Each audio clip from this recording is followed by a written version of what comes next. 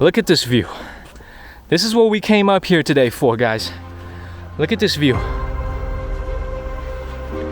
I'm at a loss for words.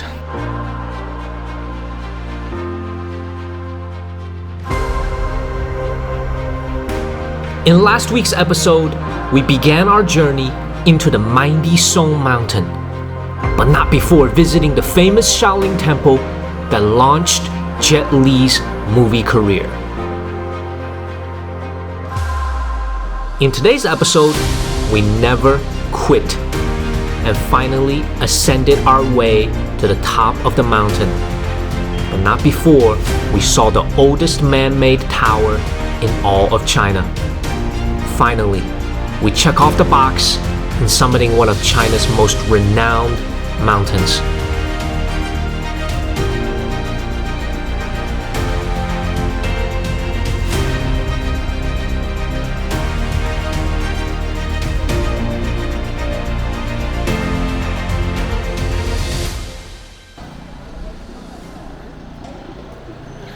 Good morning! We made it back to Song Mountain. This is going to be part 2 of our complete tour of Mount Song Mountain. I promised y'all I will be back. I didn't think I would be back so soon, but I'm not a quitter. You see, if you recall our last episode, the first part of our Mount Song trip, I underestimated how large this national park was, and I never quite made it to the top. But today, I have no choice but to make it to the top. You know why? Because I'm at the eastern end. I'm at the second. Remember, if you have a second, you haven't seen our last episode, we were on the left side of the mountain. Today we're on the right side of the mountain, also known as the eastern side. We're at the Songyang section of this mountain. You see in front of us, this is the difference. Right? When you think of a mountain, you may think, okay, there's only one peak, I climb it, I go home. No. Song Mountain is 72 peaks. Look at that.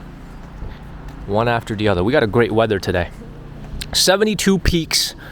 We're not going to be able to climb them all, but today is going to be special because there are no cable cars. It's going to be me and my feet the whole time. Now, we got here pretty early, pretty smooth trip. I kind of slept the whole way because we got up so early. But here's the plan for the day. We're going to get to the top by foot. We're 100% going to get to the top today. It doesn't matter if we have to spend the night here, we will. And also, this is going to be special. We're going to see the oldest brick tower in the entire Chinese land. There's no older tower. See, in China, there's something known as the Four Great Towers. I'm not going to name them all because we're going to go to them all, but this one is the oldest stone, brick, rock, whatever you want to call it. This one that we're going to see today is the oldest tower in the entire country, built in the Northern Wei Dynasty over 1,500 years ago. This is going to be special. We're going to make our climb all the way up to the most famous peak in this entire place. And then there's going to be a separate admission charge in order to get into this, in order to see this tower. We can't climb it, I think for reasons that's quite obvious. It's quite old and they want to protect it. So we're going to be able to see it from the outside. And then what's going to happen is that we're going to fly our drone around it very carefully to make sure we get a nice view. So happy that we made it.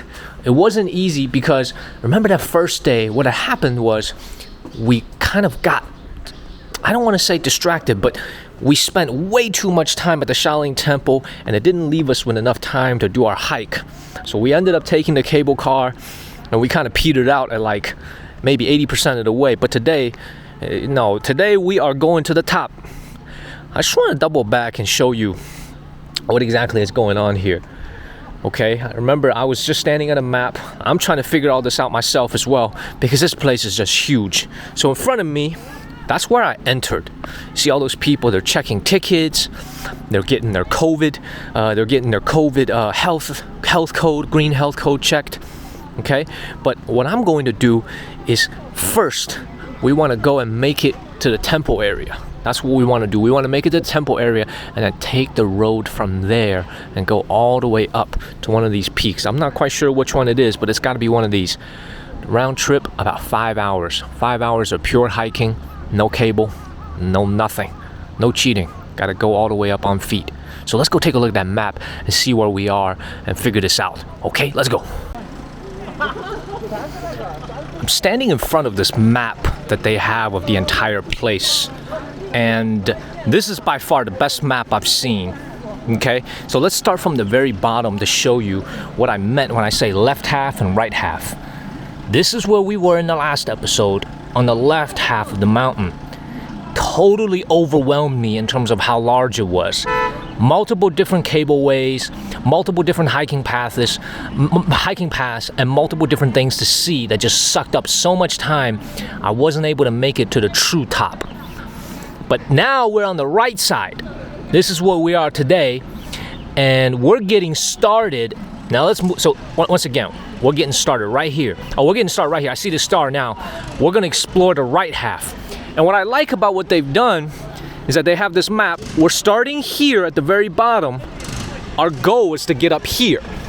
So from here to here, no cable cars anywhere. And what I like is that they've divided into 2 routes. Route number 1 is gonna go left,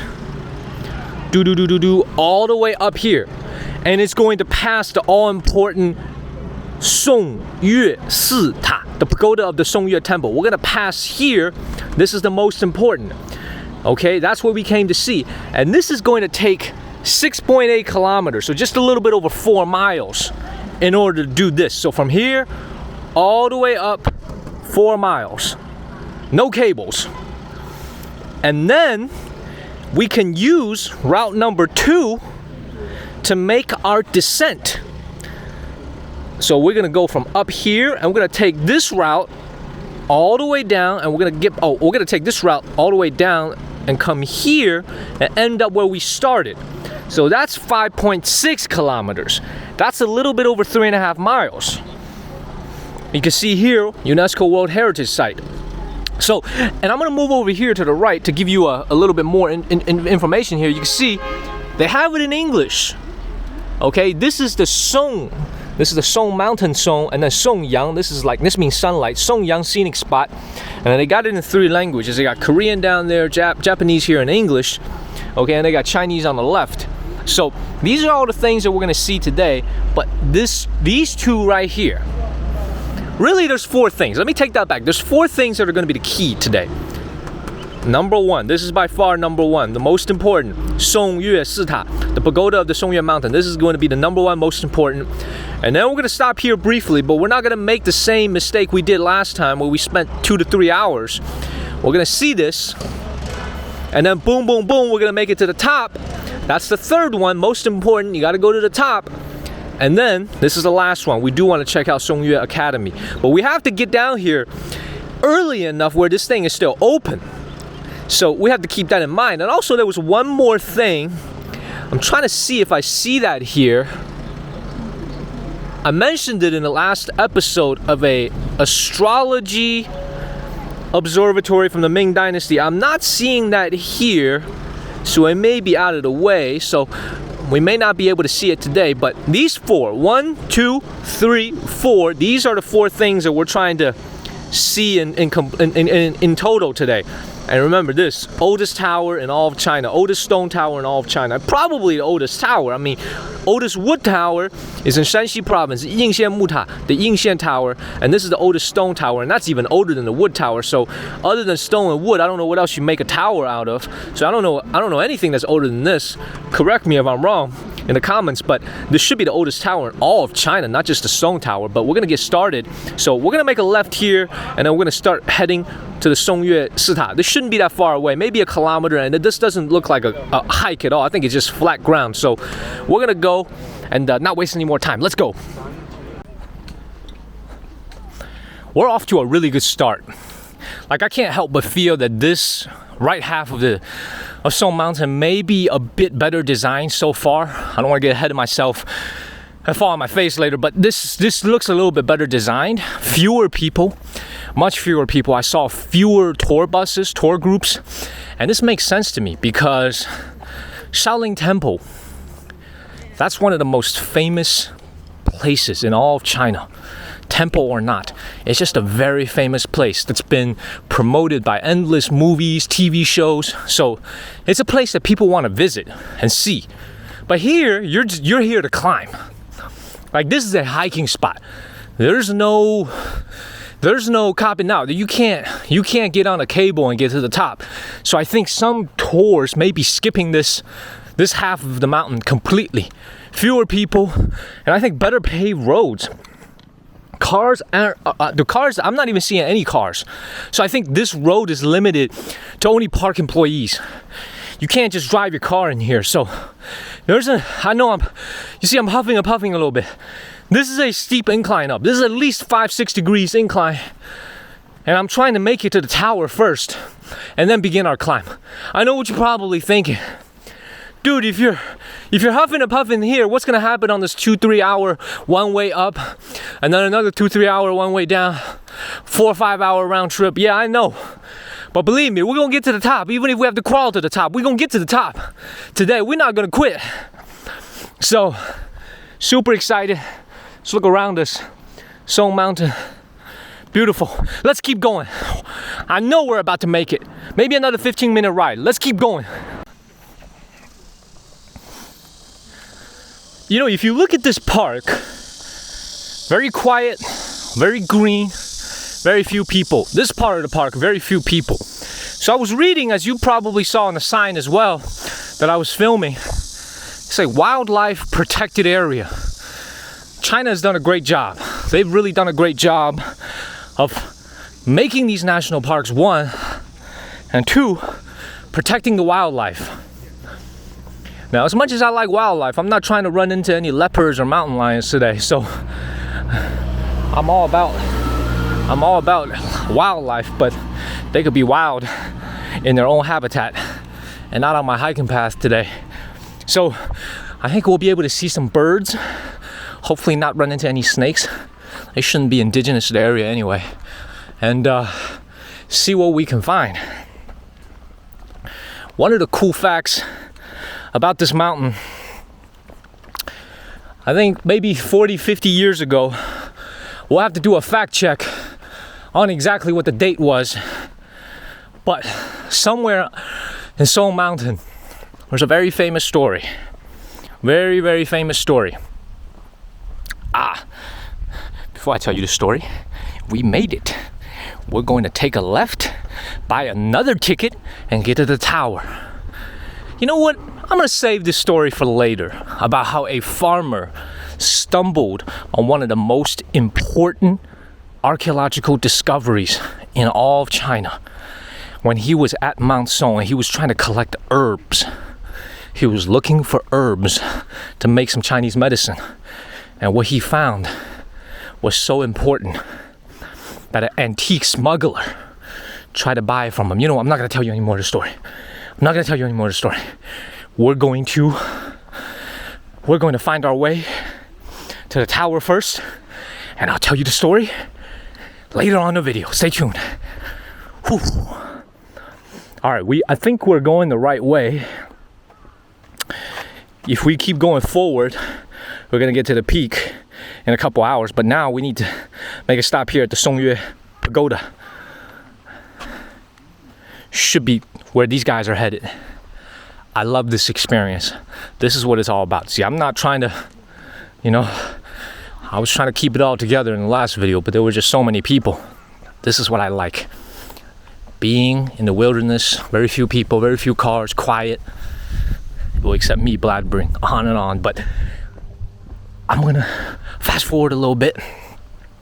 And once we get to the main gate, we'll start again. Okay, I'll just give you some peace and quiet and let you just enjoy the scenery. Last thing, when we get to the gate, we're gonna have to buy a ticket here because the way this place is set up is in order to climb the mountain, 50 renminbi, 50 yuan. So $7. Based on today's exchange rate, actually $7 exact. That is so inexpensive. $7.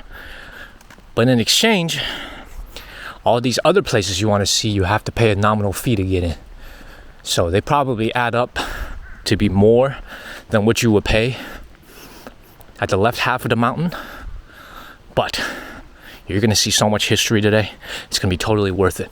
So I'll be quiet.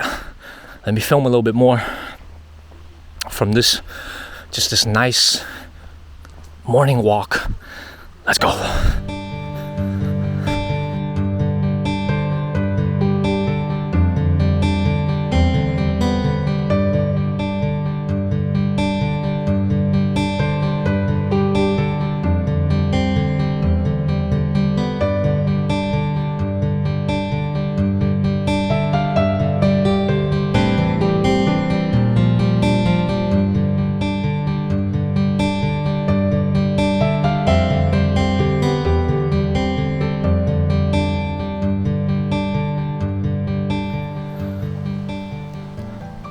We made it.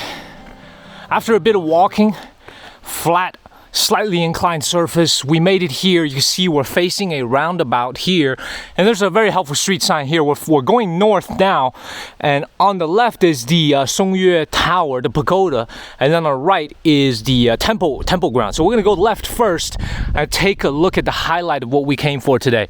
So usually we say that for the last, but today I wanted to go here first.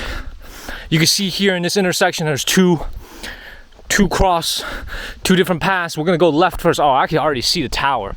If you look here, zooming out there, I can already see the tip of the tower. So maybe another half a mile, 3/4 of a mile, half a mile away. Not that bad. And also, I know you guys saw that you could take a cable car up here. You could do it. I've worked up a full sweat. I'm ready to go, baby. I worked up a full sweat. It's just me and my camera guy, just the two of us. We're not gonna take any cable cars. We walking up there on our own feet. I'm excited. No, but let me calm myself down. Like, if you come here, you know you got a long hike ahead of you.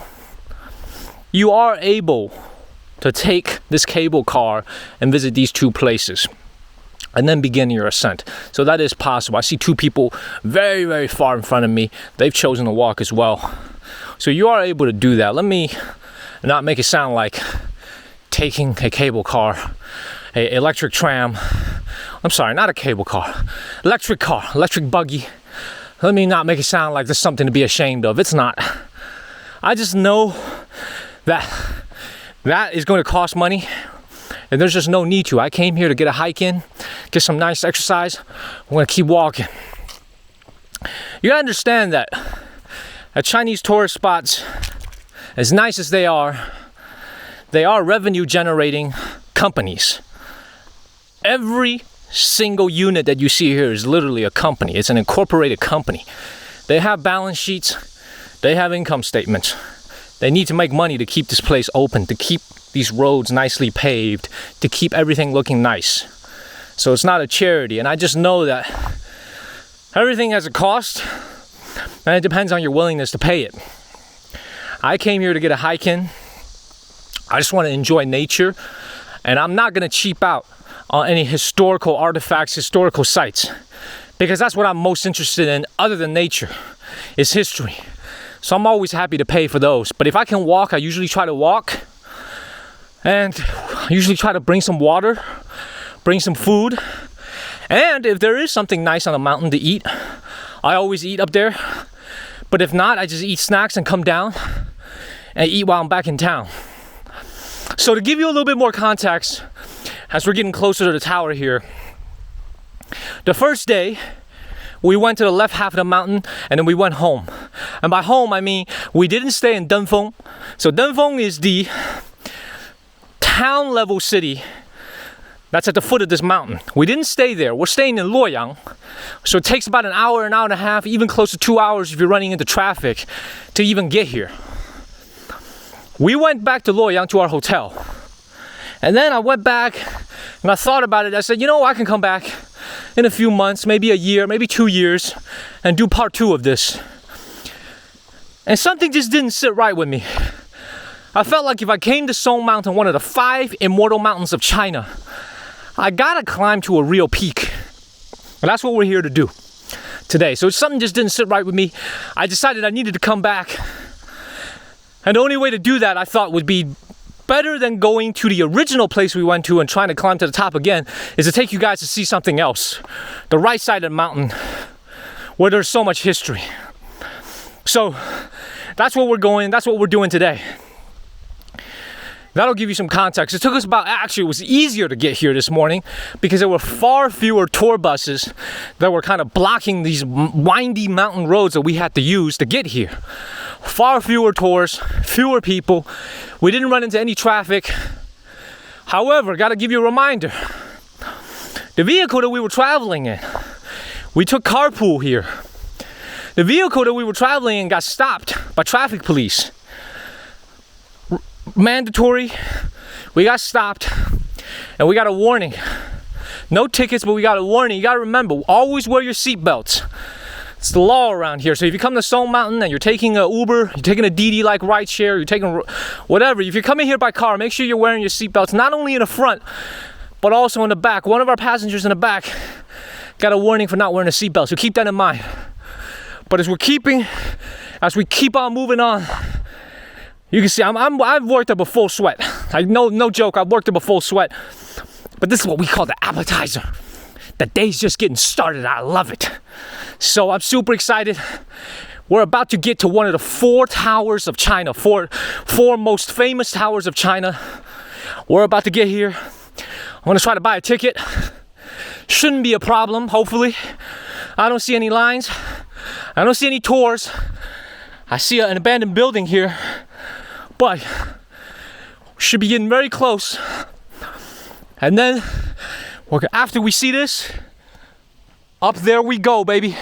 Up there we go. We're gonna get it done today. Sunny day. Nothing's gonna stop me today. You come along with me on this journey. Let's go. Let's keep going. All right, y'all see this?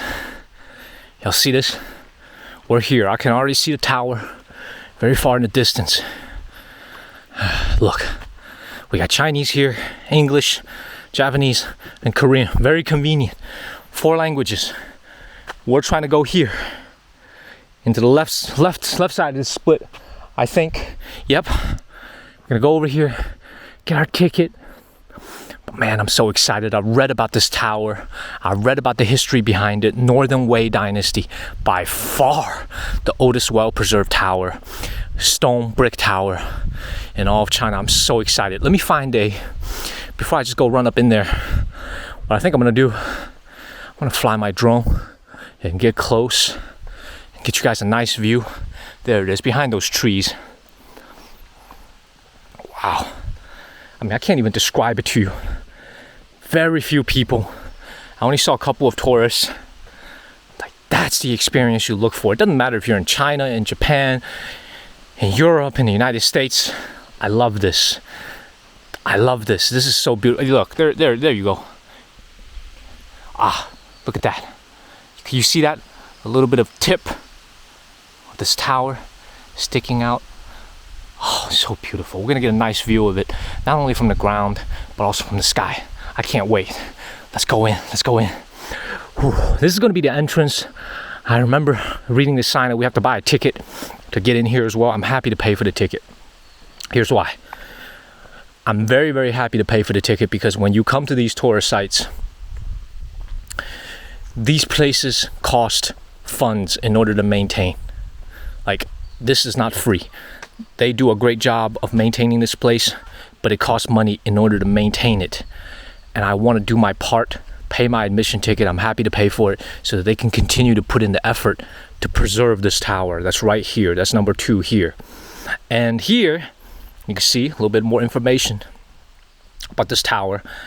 Built during the Northern Wei Dynasty, AD 509. I repeat, AD 509. Unbelievable. That is over 1,500 years ago. We're in 2022, guys. We're in 2022, guys. This is 509. 1,500 years ago. Oldest there's, oh my God, there's so many things that are oldest. The temple tower in this temple is also the oldest 2-foot tall tower. Also the ancient towers. I mean, like, it's just so many things. Wow. Look at that. Look at where I'm pointing right here. The great master, Dr. Liang Sichen, once came here. He saw this. Dr. Liang Sichen, one of the great architects of Chinese history, one of the great architects. His contribution, I can't even begin to describe it. He came here and he recommended it to the country to be included in the key protection list for people, for our country to protect. Unbelievable. Unbelievable. So I'm actually going to try to find a quiet spot and get a little bit of a nice aerial view. But gotta be super careful. Gotta be super careful flying. I'm going to keep a very safe distance, but I can't wait. I mean, this is going to be, this is such a treat. And here you can see on the top left here, UNESCO World Heritage. It was, I think, in it says in 1961 it was approved by the United Nations, but I think this whole entire mountain, Song Mountain, all the things inside, probably a little bit later included, but definitely a UNESCO World Heritage Site. All right, let's keep going.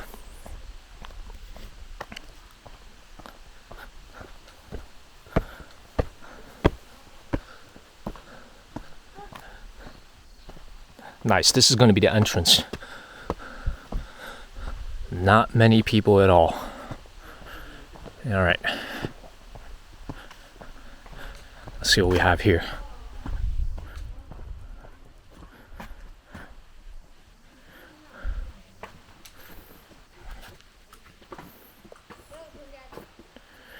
Also Northern Wei Dynasty.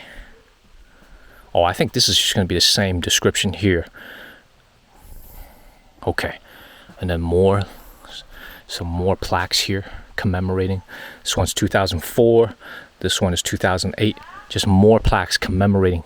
Look at that. That's what it's. You see this one right here. It says 第一批全国重点文物保护单位. What that means is that this tower is in the first batch of key nationally protected historical sites. This tower that you're about to see. First batch. They're going to do iterations of it. First batch, second batch, third batch. This is in the first batch. This is going to be the entrance.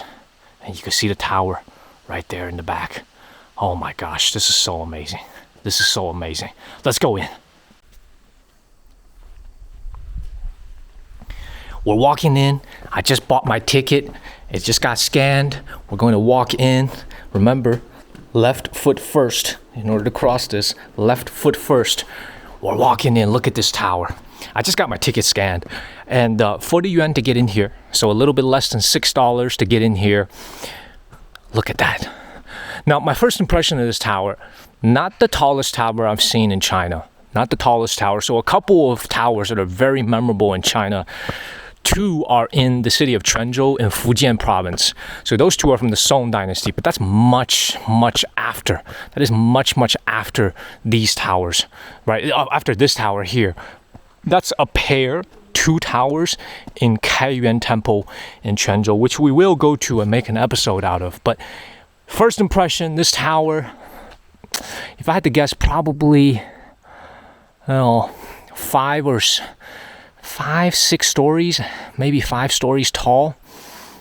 Built in the Northern Wei Dynasty over 1,500 years ago. Oldest existing stone tower in all of China. Batch 1 of nationally protected treasures. So here, I'm 100% sure we can't climb it. That I don't even need to use my head. I'm gonna know that you can't climb this. Let me put my stuff down here. See, there's no one here, so you don't have to worry about losing your things.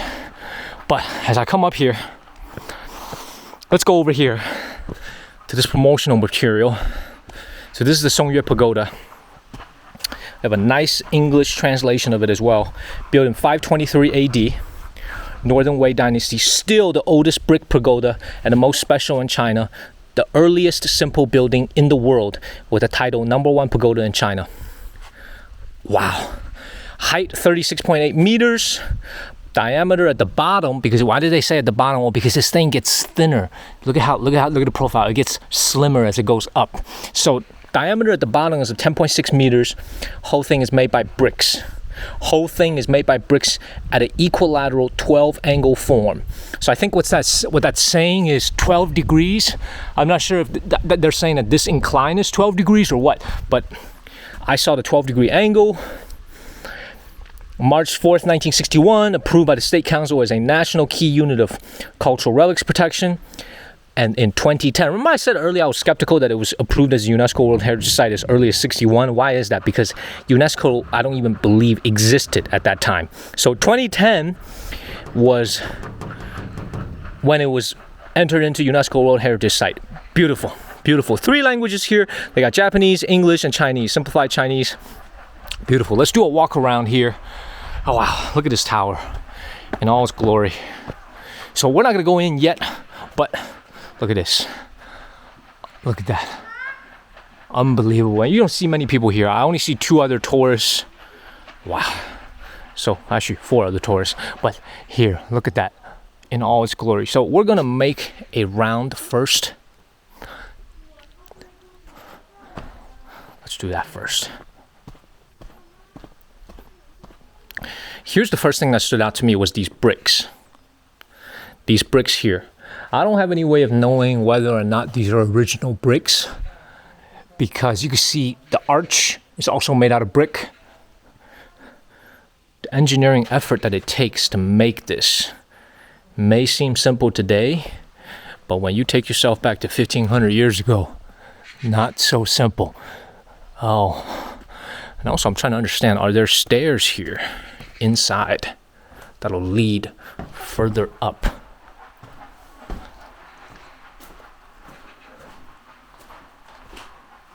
There are not. So that's very interesting. There are not any stairs here. Do a complete loop.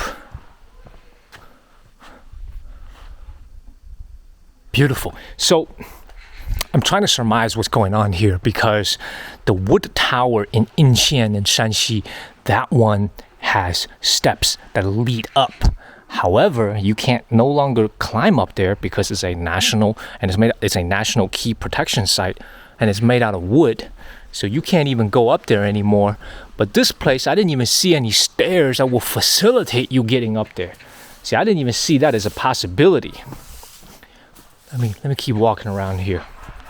So my hypothesis is that this is actually a place of worship, as is the Yingxian Muta, the Yingxian wood tower. But what they're doing is they'll have something on the bottom. But then again, you see windows up here, right? Okay, but that's just a very high ceiling. You see windows. I don't see any more. Okay, I'm not trying to trip and fall here, so I gotta be careful. I'm looking up. So I don't see any additional windows that are outward facing. So that's very interesting. So this entire tower may have been built during the Northern Wei to worship Buddhism. The Northern Wei leaders, the Northern Wei rulers were very, very religious. They respected Buddhism that had made its way into China from India by that time already. And they were the ones that began building the Longmen grottos that you see here in Luoyang. So that's very interesting. They may have built this entire structure just as a place of worship and respect for the Buddha that sits in the middle here. Wow, totally respect that. And you can't even go up. So they're just building these additional levels, not as a place to... See, that's what's really interesting. I gotta do some research here because, again, I have to emphasize this again and again. Some of the towers that I've seen in China, they all have layers like this, floors like this, and they'll all each have something that they worship. A Buddha on the bottom, another one on the second level, another one on the third level, more and more as you keep going. This one is very unique because another thing that you'll notice here is that, again, out of respect, I don't want to film too much of this Buddha here. I'm just going to stand out here and give you a view and see if you can see it. But this is a Buddha statue where they place to kneel and worship. But this one is not very large by the standards that I've seen in China that are placed in some of these towers. This one is I would say it's a life-sized Buddha. Not that large. But again, let me come here from this angle to show you this. You see these animals up here? These are either lions or other auspicious kind of deity animals that are not real, but they look like lions. I can clearly make out a tail back there, as you can see. And then this one is kind of it's been damaged to the extent that you can't even make out what it is.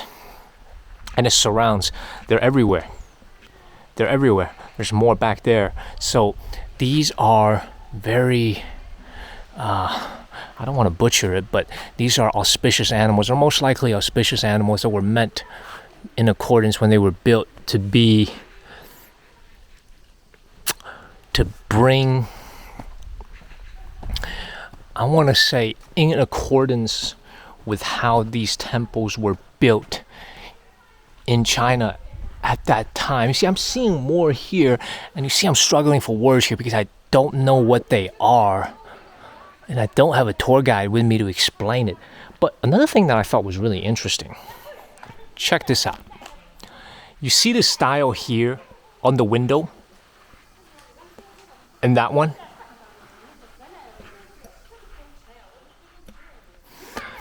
That reminds me of some of the Indian structures that you see in the Indian culture, and also the Arabian Nights, right? Aladdin, some of the buildings, that's what it reminds me of, this shape. This is a large one.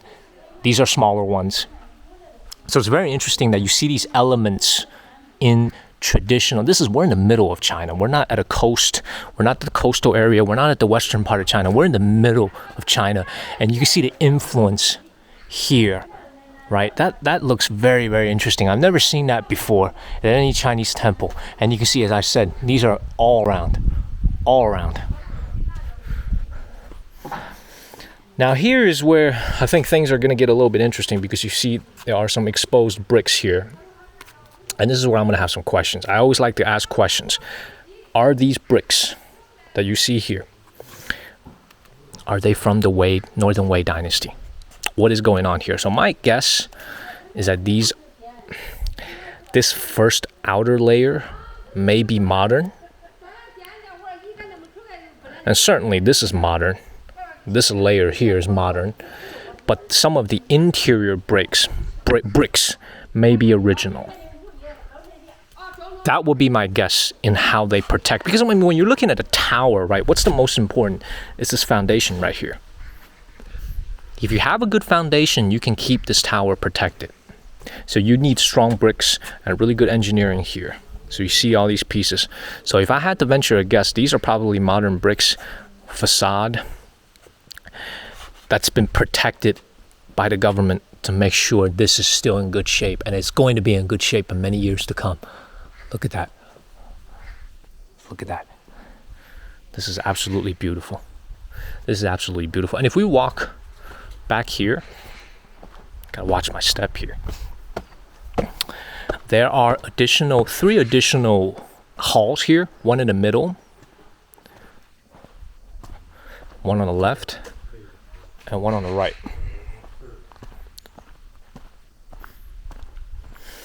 And there seems to be a wall of some kind back there.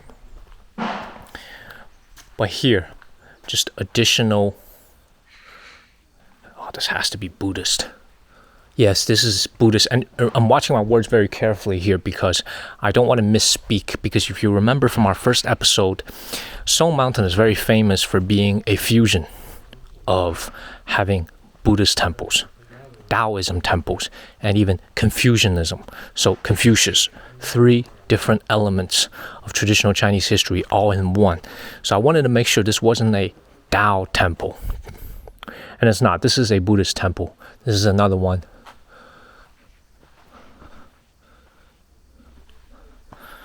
And then there's one more on the right. And you can see the grounds crew here. The local employees who are manning the door, the grounds crew here, they've set up their own vegetation garden. And look at that. Grass is smiling to you. Please detour.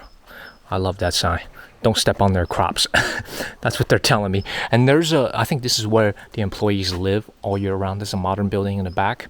So take my hat off to them for protecting this site. Okay, now this is going to be interesting I don't believe this is Buddhist. Again, out of respect, I'm going to stand outside. Yes, that's correct. These are Tao statues. These are Taoism deities. I see 3 of them.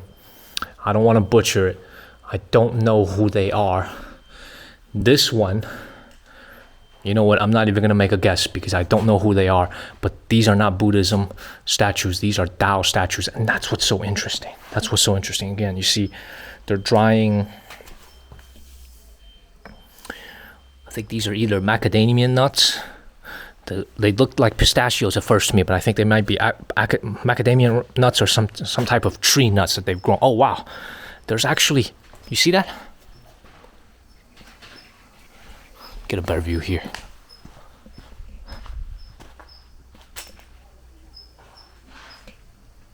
They got oranges. Mandarins, oranges growing up there. Or are they peaches? No, these are oranges. So, wow. Talk about organic farming. That's it right here. See, I see more back there. So I think this is what's very interesting, is that you have these 3 halls here. And in the middle, I think the 2 on the left, Buddhism. 1 on the right, Taoism. Existing in harmony with each other. No conflict. No conflict whatsoever. Existing in harmony. Much respect. Much respect. And I think from this view here, you can see this is the back of the tower. Beautiful.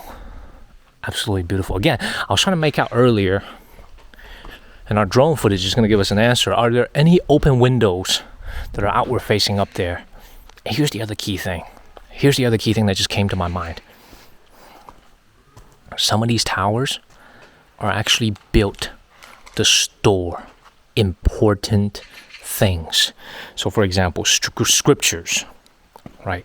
Scriptures, books, important things that are spread, that are key to the religion that they were trying to worship. So this may have also been a tower that's used to store important artifacts. And they do it in a way that, you know what, I'm going to store it. It's like a safe deposit box. I'm going to lock it away, store it, and you can't access it. Why? I've thrown away the key. I didn't build you a set of stairs. They're just going to stay up there. And somehow when they need it, they may need to go up there and retrieve it somehow. So super interesting. That thought just came into my mind. That may be what it's for. Not 100% sure, but that's a theory I have. Beautiful. All right, we bought our ticket here, less than $6. We're going to continue to go to the second temple. Hope you enjoyed this. We're going to continue moving on to go to the second temple, at which point, after we see that temple, we're going to make our ascend up the mountain. We're going to make our ascend up the mountain. I'm super excited. Again, from here, you can see all the mandarins that are growing on the trees.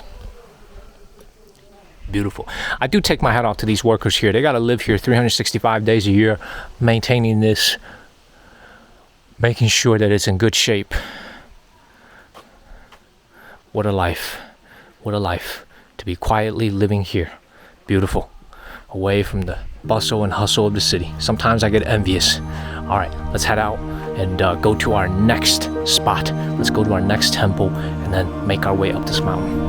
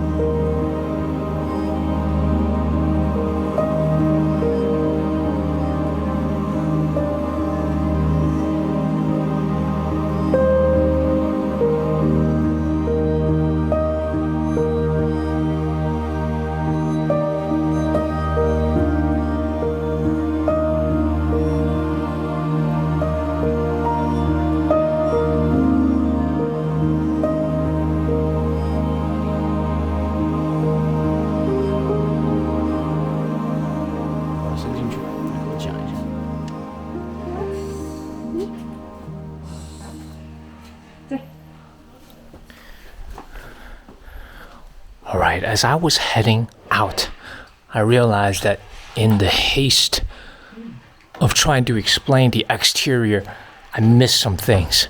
I missed a couple of things that gave me my own answers. So that is something I have to apologize for first. You see this?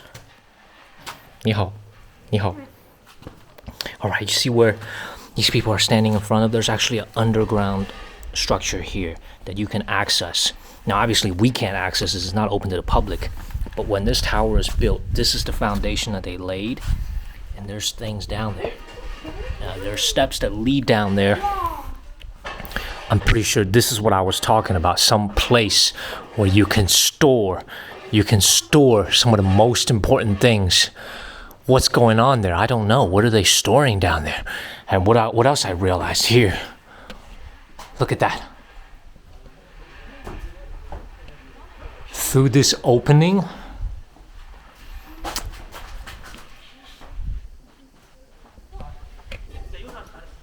you could see the top of the tower.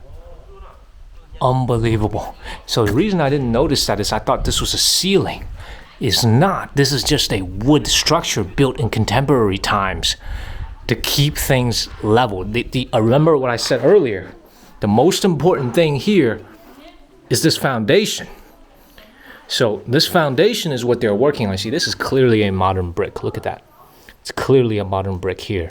Okay, so now they're trying to keep this foundation in place, make it strong, and now wood plays a part of it, but it kind of confused me because I didn't know that you could see all the way up to the top. This is a hollow tower. I just realized that. This is a hollow tower. Wow. Okay, see, I almost missed that. My cameraman called me over. He asked me, did I see this? I did not. Wow, I almost missed it and walked myself out. Wow. Okay, so this entire tower is hollow. And so that goes my theory right out the door that they actually store things upstairs. It's hollow. So that just shows you they built this entire thing to worship the Buddha, to worship whatever they originally put in this first base floor here. Wow. Incredible. Just incredible. And the last thing I noticed is, you can't help but think that this tower is almost a little bit become one in nature. One with nature. Why is that? Because you look at all those wild twigs that's growing up out there. You see that, all that vegetation that's growing up out there? I love that they haven't cleaned it up. I like that look. It's become one with its surrounding. It's become one with nature. That's a beautiful look. Now that I'm here at this angle, you can see there are windows. There are indeed windows. Let me zoom in a little bit. You see those windows? You can see the top of those windows up there. They look to be open as well. So, wow. This is incredible. Imagine seeing this in 523 AD. Like, this is taller than anything else surrounding here. Unbelievable. It'd be like us looking at the World Trade Center today. That's what it would feel like. It's taller than anything around us. Unbelievable. Beautiful. And I'm sure these trees have some stories too. They've got to have some age to it. But, this is incredible. Look at the sky. This is what you live for, guys. Skies like this, beautiful air quality. We're gonna get a nice climb in today. I'm only 5% of the way up, and I just can't control my excitement because this is what you travel for.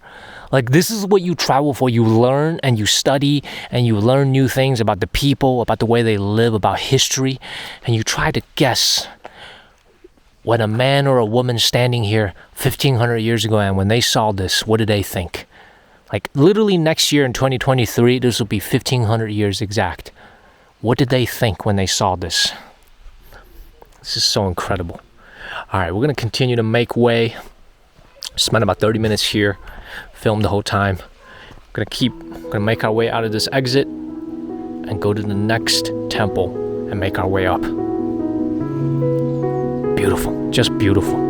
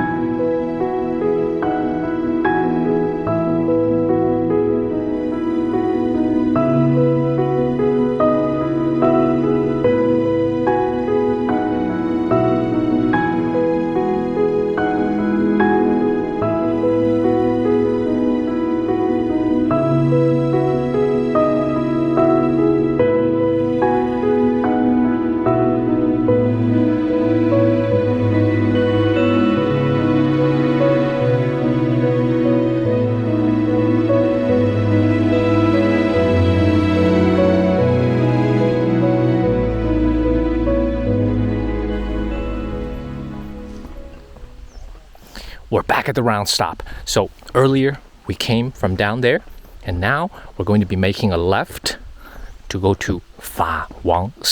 That's another famous temple that's here. And more importantly, after visiting there, we will begin to make our ascent up the mountain. There is a path that'll take us to the peak. And then, remember earlier, there were 2 routes that you can take to go up. We're going to be taking I think it was called the first route up, and then the second route down. But we checked off one of the most important archaeological sites to be seen here. That tower. Whew, okay, this incline is steeper than the last. I'm feeling it. I am feeling it, guys. This is, whew. Even though this is a paved road, this incline grade is definitely higher. This is definitely a higher grade. So as we head up there, remember earlier I was telling you a story about one of the most important archaeological finds in the history of China here at Mount Song. I'm going to tell you the rest of the story. And again, this story is going to date back to many decades ago. 1970s, I believe. So before I tell you the story, I want you to think about what China was like in the 1970s. Not the industrial powerhouse that you know it as it is today. Largely agrarian-based economy. In layman's terms, mostly farmers. And that's where our story begins. A farmer, somewhere along these 72 peaks, he lived at the foot of the mountain.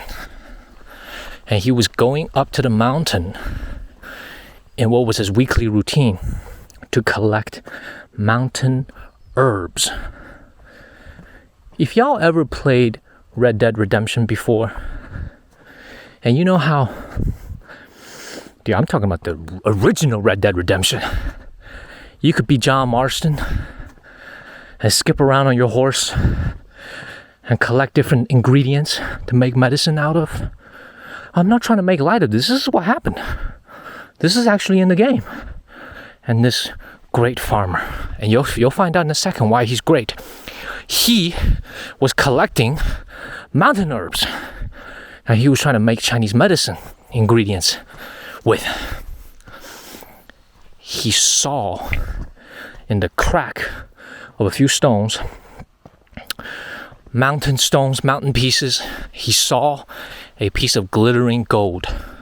I'm not making this up, guys. This is a serious, true story.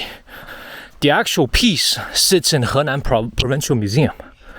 What he found was a piece of solid gold. I'm talking more than 95% pure gold. A piece of hand, you could hold it in your hand, a tablet with words written all over it. So he took it home with him. He went home, he took it home with him. Now, I'm not the smartest guy in the room, but as you can imagine, he is a farmer from the 1970s. So he obviously wasn't extremely wealthy. He could have easily had this melted down. He could have done all that. He could have sold it. He could have done all this. And this piece would be lost forever. But when he got home, word began to make the rounds in his village that he had found this gold piece from Song Mountain. And a man came to visit him, trying to buy it, and offered him 1,000 yuan. Let me put into perspective what 1,000 yuan is. The average city salary in the 70s of a city government worker at that particular time, in the 70s, monthly, if you were making 50 yuan a month, you were considered well off. I don't even know what a farmer's salary is, because they don't get paid a salary. They get paid according to crop yield. He was offered 1,000 yuan in the 70s for this. And the man asked him also, take me to where you found this. So he did. And he was struggling. He was hesitating about selling it. He was hesitating. Sensing this hesitation, the man kept on increasing his offer. I'll offer you more. The number kept getting bigger and bigger. And it had the opposite effect of inducing this man to sell, because it only made him even more scared. Because it's like, if this man is willing to offer me all this money, what exactly do I have here? That's when he contacted the local, what must have been village or provincial or county, town, however you describe it. He contacted the local government. He showed the piece to a local historian. Thank God. This man found the only piece of small artifact ever found. I'm talking about ever. E-V-E-R. Ever. Associated with the only female emperor of China, Wu Zetian. That's what this man found. On that piece, which if you look, you will see an episode that we visit Henan Provincial Museum. We will show you this piece. And before I continue with the story, look at that. Y'all see that? Songyue Pagoda, far in the background, against the backdrop of this wonderful, amazing mountain. Look at that. It's thick vegetation as far as the eye can see. Let me zoom out a little bit. Amazing. So let me continue with my story. This man, he turns this piece in and he becomes a hero. He's actually given a cash reward. He gets a banner locally made to commemorate his achievement. I mean, this is it's a great story, but it's also frightening, because this piece could have easily been lost to this buyer who wanted to buy it, who would then sell it, loot it. It will probably end up on the auction block somewhere in New York, London, and it will be smuggled out of the country. And instead of sitting in a museum, it'll probably never be seen again. Sitting in a personal private collection somewhere. Sitting in a trophy room somewhere. That would be a shame. Even worse, could have been melted down just for the pure gold value, right? It's frightening to even think about that. But this piece is on display. Well, you say, why is it so important? Why is it the only piece? Well, you gotta remember, Wu Zetian's tomb, the only female emperor of China, her tomb has never been opened. Never been opened. Not even by grave robbers. Based on all modern technology, ground-penetrating radar, conservative estimates, 500 to 600 tons of goods, burial objects in her tomb, never disturbed. To be frank, it probably won't be open for another couple hundred years, when maybe human technology is ready to actually help preserve these things. So, think about that. Right? You're talking about the only item, because it wasn't in her tomb, that was just out in the open in Song Mountain. And why is that extremely important? Well, because Wu Zetian, the emperor, when she became emperor, she visited Song Mountain for ceremonies, prayed to the gods, prayed to Buddha. She was Buddhist. She came to Song Mountain. And when you say, what was on that gold tablet? What was on it? Full of Chinese words from the Tang Dynasty. I'm not going to read every single line, but the essence of it is Wu Zetian asking Buddha, asking the heavens for forgiveness. She's asking for forgiveness. She's asking for forgiveness because, based on Chinese historical text, on her way towards taking power from her own son, who was the rightful heir to the throne, many people died. Many people lost their lives. And she was considered cruel. She was considered a dictator by some. Although her legacy today is that she facilitated and oversaw one of the great periods of ancient Tang Dynasty. Peace, harmony. Now, of course, she went out there and she established her own dynasty. She said, the heck with the Tang. I'm gonna call myself the Wuzhou Dynasty. I'm done with that. She did that. But you talk about what it was like to be a farmer, to be a citizen living under her domain. She was a great leader. However, on that gold tablet, she's asking the gods for forgiveness. She's asking Buddha for forgiveness and penance. That's what those words say. So we're going to do a episode in very full depth,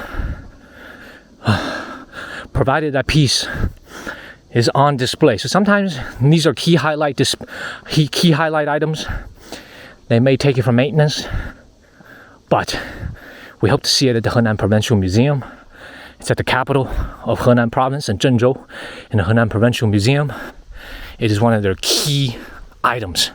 This is one of their key items. So keep that in mind. Boy, we must have walked another quarter and a half mile. My goodness. Continuous incline up. This is a preview of what's to come today, guys. Just more and more walking. I love it. I think I'm going to end the day around maybe 30,000 steps. I love it. Let's keep going.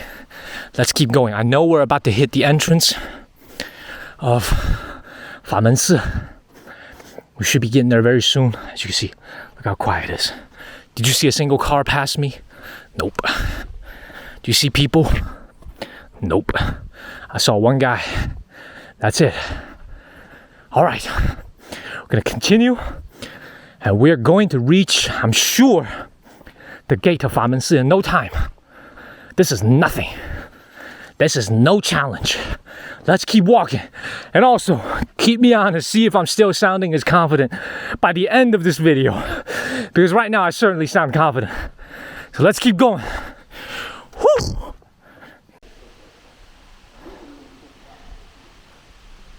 I've reached the front of Fawang. So earlier I accidentally mispronounced it. It's not Famen Si. Men means gate. It's actually Fawang Si. Wang means king. I think this is where you get your ticket to the right. I'm gonna get my ticket in a second, but whew, I am sweating head to toe. This is beautiful. What a hike. Now, right here, we're standing here. We're standing here at the entrance, straight up. Straight up. Go south to north. Also on my way up here, I saw another pagoda. I saw another pagoda here. Let's look at the English. It's one of the most famous temples in Songshan. Whew. And pagodas left in the Sui and Tang dynasties, first built in 71 AD. Yeah, they're missing a number here, not 71 AD. They're missing a number here. This is inaccurate. But they're missing a number. The number there should be 6 or 5. Probably 6. Look at that. Oh, and this is actually 424 years earlier than the Shaolin Temple. Oh, you know what? This number may actually be accurate. I take that back. This number may actually be accurate. So this temple, oh wow, 71 AD. That's Han Dynasty. Yeah, Donghan. So Eastern Han Dynasty. So they didn't translate that in English here. Okay, but I saw these two words here. Donghan. So Eastern Han Dynasty, this is when it's first built. And this is a Buddhist temple right here. So I don't think I'm going to see any Taoism or Confucianism elements here, but this is a Buddhism temple. All right, enough explaining. Here's the map. I can't wait to go in. That's the entrance. We're gonna have to buy our tickets. I'm gonna buy it here. Fawang Si. Fawang Si. This means temple. This means king. This means law. Fawang Temple. Beautiful. Let's get our ticket and let's go in. We're making our way up. This was the least expensive ticket out of all the tickets today so far. Only $3 for a ticket to enter this temple. And then we're gonna walk around. I'm gonna show you the grounds inside. And then what we're gonna do is find our way up. I'm still not 100% clear on which road goes up the mountain, but we're gonna figure it out. There are some different plaques here. I took a look. These are not very old. 1998, one of them. This is also not very old. So I'm not going to spend too much time on these plaques. I'm going to continue to make our way up the temple grounds. You can see building on the right, building on the left. These are all halls. This is a Buddhism building. Let's get up these steps. Again, not many people. And based on my understanding of that map, this place is not very wide, but it's very long. So this should be the first of many halls that's awaiting us. Whew. Almost there. All right, let's do 2 steps at a time.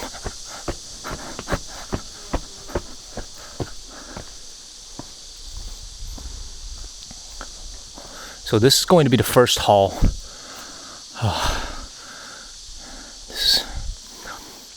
We're facing north.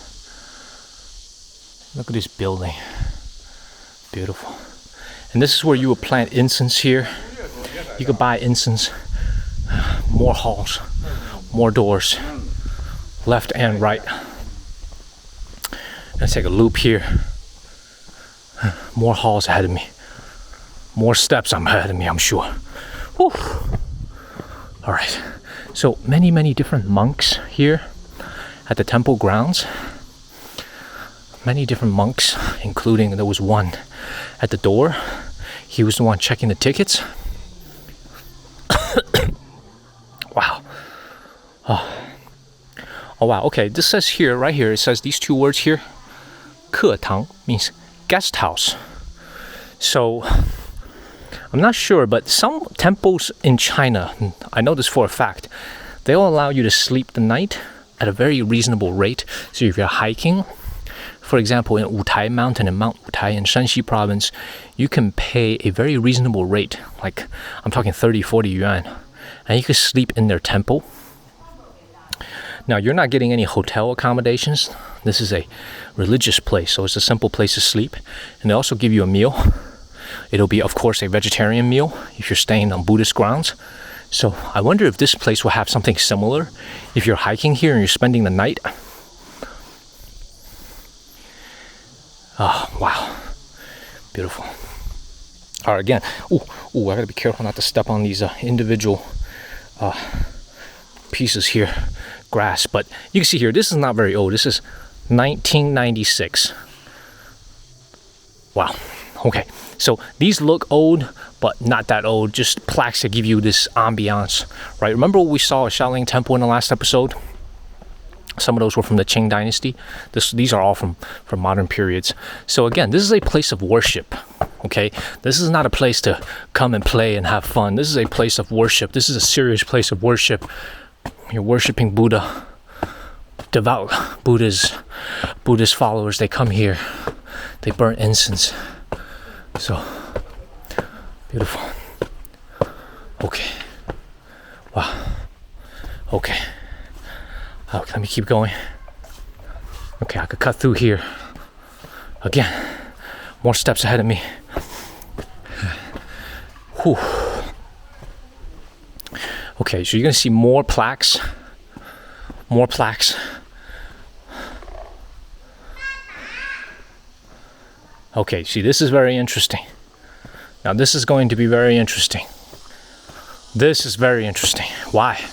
This is not Buddhist. This is not a Buddhist temple right here on the side. This right here is a Tao temple. Right here, this hall. You see the guy holding this big knife here? That's Guangong. That's one of the deities from Tao, from the Tao religion. Wow. So again, this may be lost on some people if they don't pay attention to this. We are seeing Buddhist temples. This is a Buddhist temple, yet they have Tao statues here, Tao worship here. This just shows you there's no conflict. There's no conflict between Buddhism and Taoism. They all coexist harmoniously on this mountain. That's one of the things it's known for.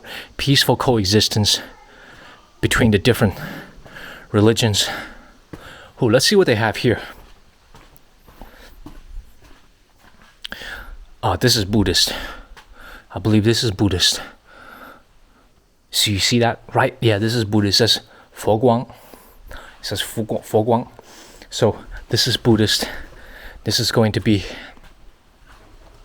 this is the place where they burn incense. And look at that. Buddhist temple here, Tao on the right. Existing peacefully together. I love that. I love that.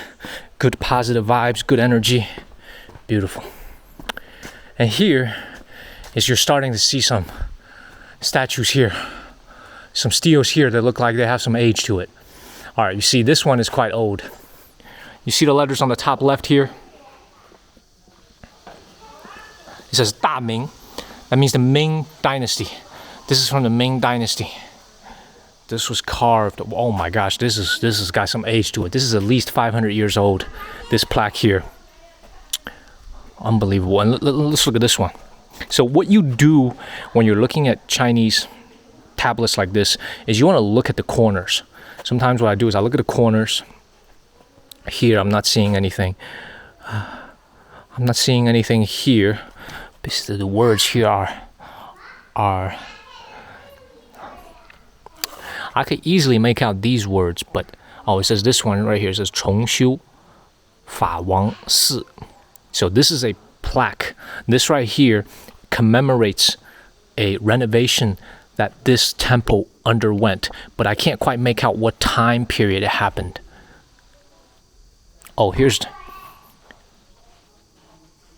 It says Ming as well, so this may be a Ming Dynasty. Ming Di Yongping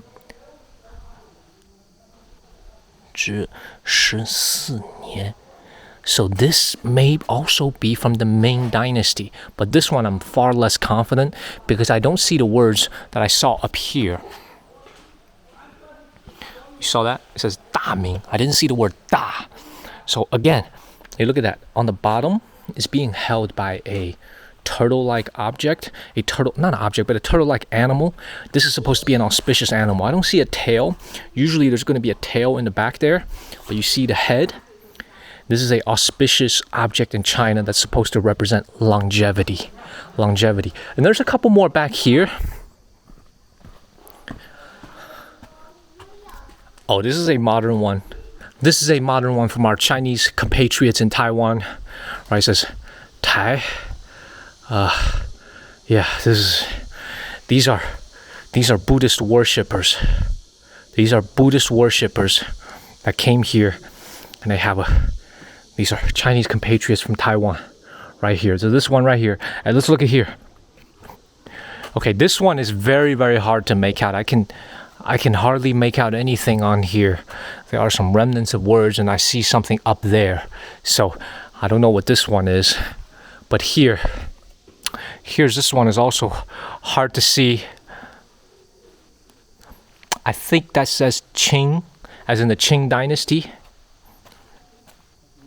But this is also a renovation plaque. It says 重修.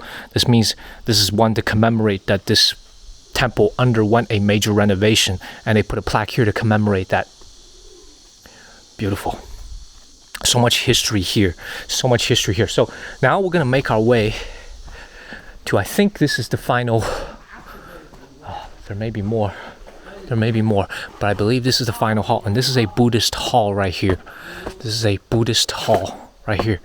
Oh, wow, you see, this man is paying his respects to Buddha. Again, I'm going to look at it from the outside out of respect to the Buddhas inside, but there are a total of 3. One on the right, one in the middle, and one on the left. I know you can't see it well. Oh, this is where they burn incense. Here in the middle, and there's one on the left. There's one on the left. So just to give you a brief view, showing my respect to Buddhism. I'm always very careful when I'm here at these religious places because I don't want to disturb anything here. And indeed, I think we've reached the end. Oh, nope. See, just when you think you've reached the end, there's one more waiting for you. So, I'm gonna climb some more steps. Oh, wow. Okay. And also, at most Chinese temples, you can also worship from the back of the building as well. Another statue of a Buddhist. This should be a Guanyin. This should be another Buddhist. Let me start up there from the right. From the right side. So here you're going to see another. This is a modern built statue. Yeah, this is a modern built statue. Oh, no more. And I'm gonna keep making my way up. Keep making my way up. People burning incense.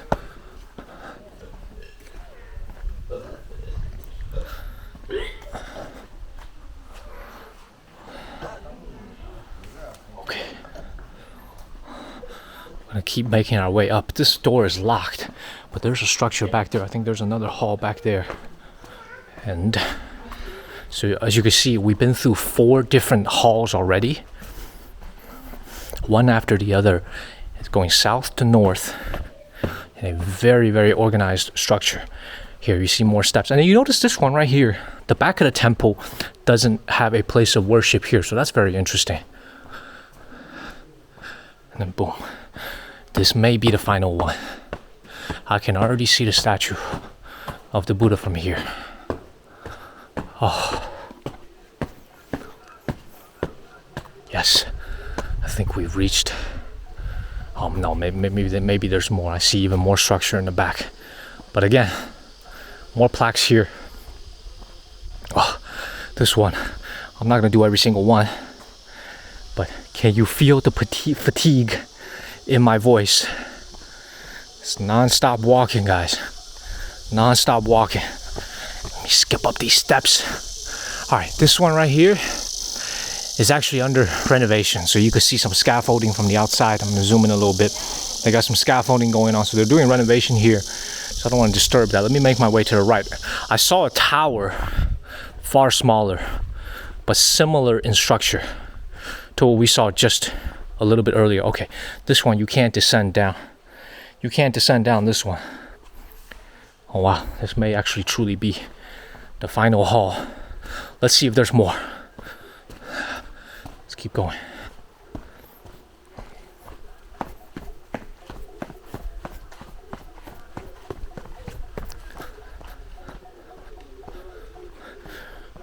More plaques on the right. And also I'm hearing some very faint, I think these are monks. They're doing their daily ritual. Yes. You see that tower ahead of us?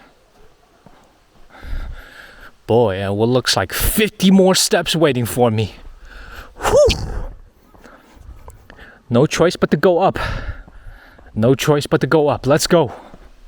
We came here today to climb, and that's what we're gonna do. 2 at a time. Let's go. All right, I see some monks.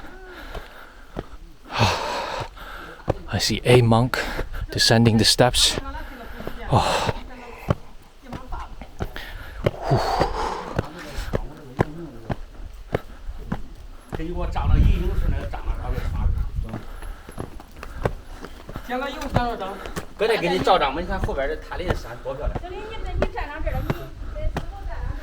Okay guys, so this is a construction area.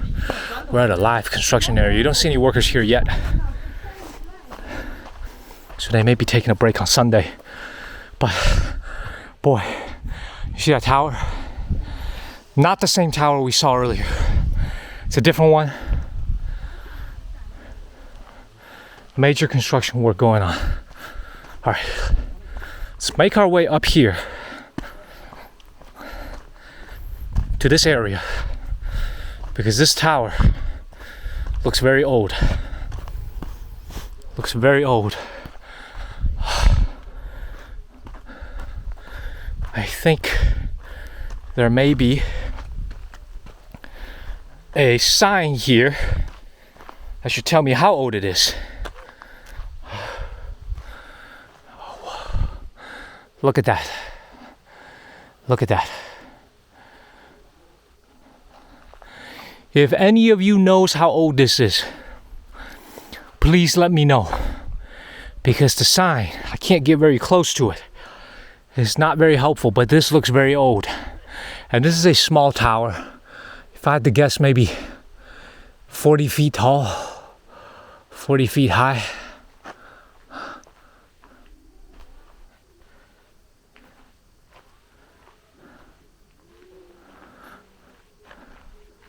Let's continue. That's where I'm going to try to end up. See if I can end up at the foot of that tower.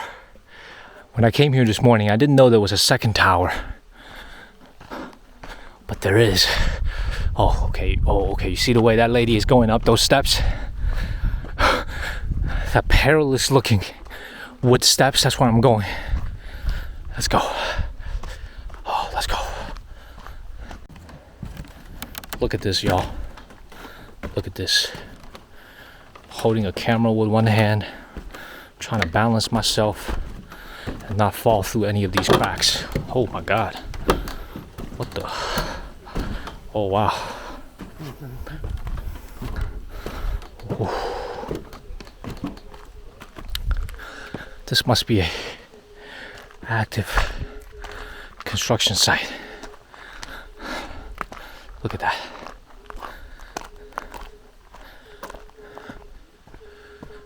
They're building something here. I'm standing at the roof of something. Look at that view. Look at that view ahead of us. Oh, wow.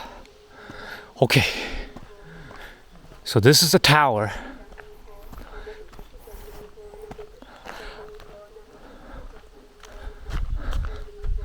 Unless I'm hallucinating, this should be a different tower. They all look the same around this area, but this should be a different tower. There's actually one that looks very similar to this also inside the city of Luoyang. It's very similar to this and what we just saw earlier, but I'm not seeing any path that could take me up there. So this may be the end of where tourists can go. So we'll have to enjoy it from here. Wow, you see the backdrop of the mountain ahead of me. Oh, I see where the sound is coming from.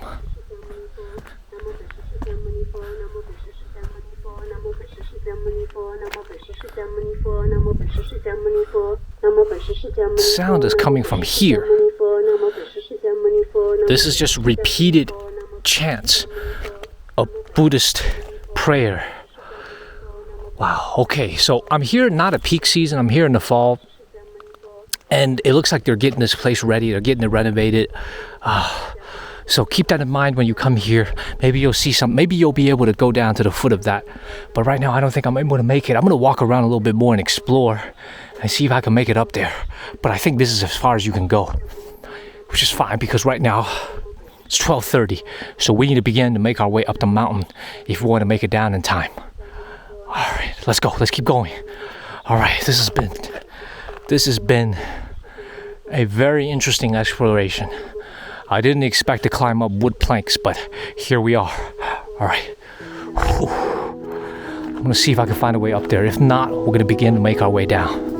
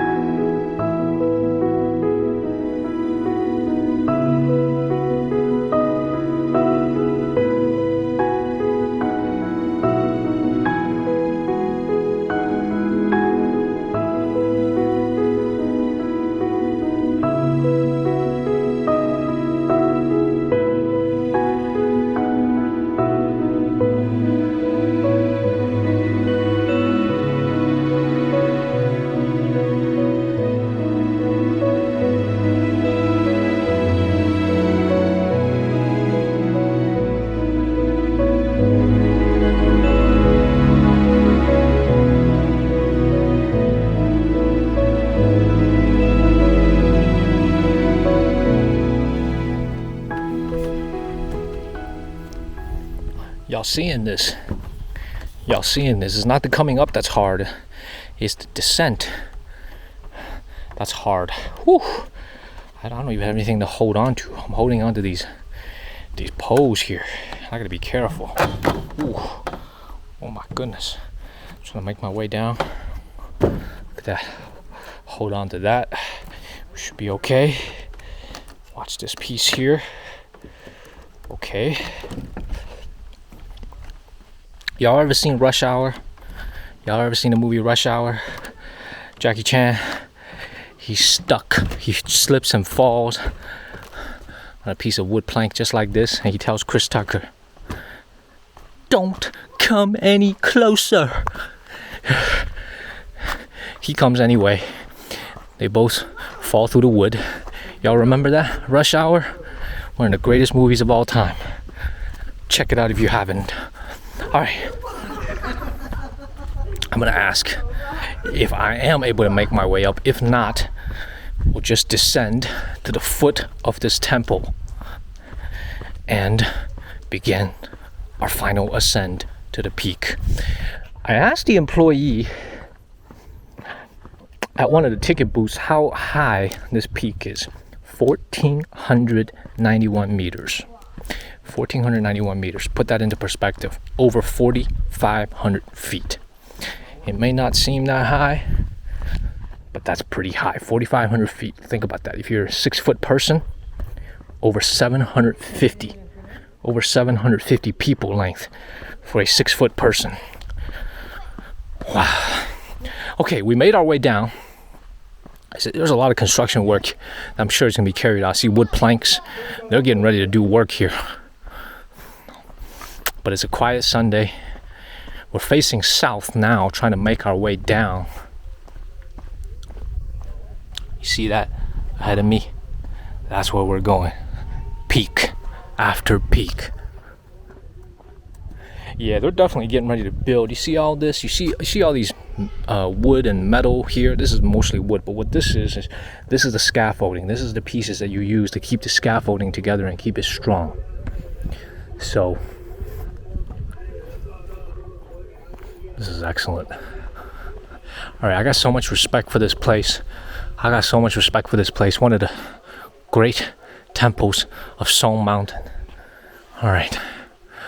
The heck with it. Let me go up there and see if there's anything on the left. See, curiosity always kills the cat. Well, curiosity killed the cat. Past tense. But see, I'm still trying to find a way to get up there and show you guys the foot of this pagoda here, but it doesn't look like it's open. So we'll have to end our exploration of this particular temple right here and continue to move up. We're gonna leave the grounds here. I'm gonna pay my respect to these Buddhas, and then on my way out, and then even more sweating is coming up. Whew. What a day. What a day. We've made our way out from Fawang. So I asked the ticket booth, how do we exactly get to the peak?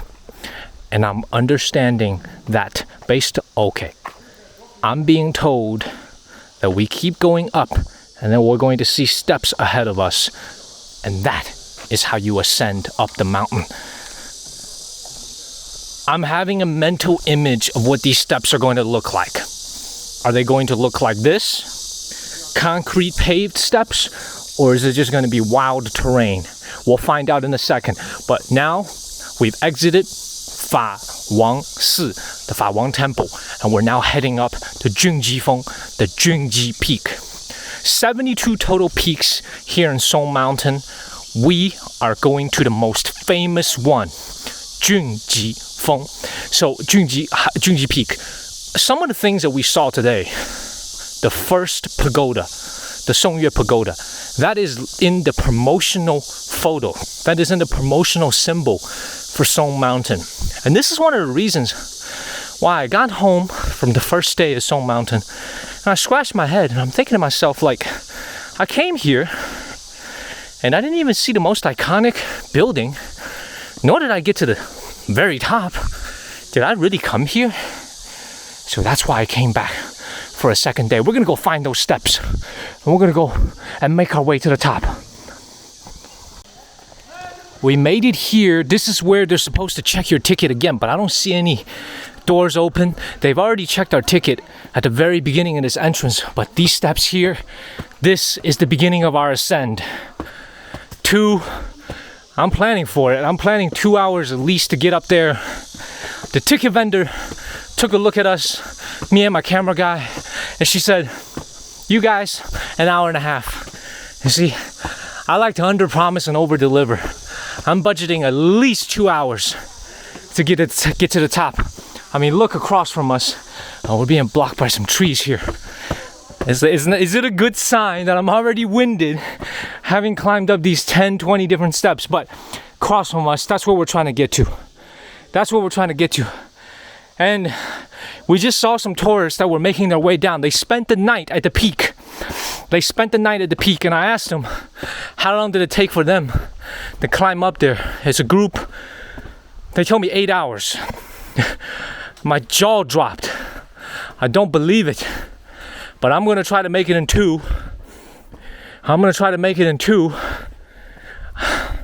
And let's have some proof. Let's have some evidence, guys. Let's look at the time now. It's 1 o'clock in the afternoon. Okay? Let's see if we can make it up there by 3 o'clock in the afternoon. It's 1 o'clock in the afternoon now.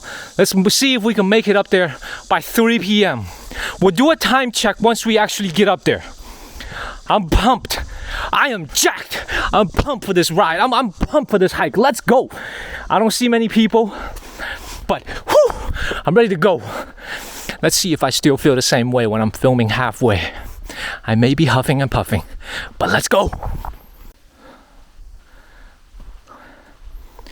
Whew. All right, I've been walking for about, let me check. Been walking for about 15 minutes. Continuous uphill climb. However, the good thing about it is, look at this hiking trail. Perfectly paved, steps, stones, even ventilation. Well, no, not ventilation. Even a way, look at that, for water. Not to cause any small flooding in case if there's a rain. We're getting closer and closer to the mountain. I can see it. Very, very close. So that's both good and bad. Good in the sense that we're getting closer. Bad in the sense that you're starting to realize just how much further you have to go. I feel still pretty good. Only 15 minutes of climbing so far. It must have been at least 400 or 500 steps to get to this point. Actually, we're going downwards now, which only means even more precipitous upwards climb ahead of me. So this is a progress check. I think we're making pretty good time. We were non-stop for a better part of 15 minutes. So you can see here, no one, absolutely no one is on this hiking trail. That is just exactly the experience I want. So sometimes when I'm hiking back in the States, around the national park, I gotta be a little bit careful because some of the roads are not paved as well as this, but also sometimes you may have a mountain lion or even a bear.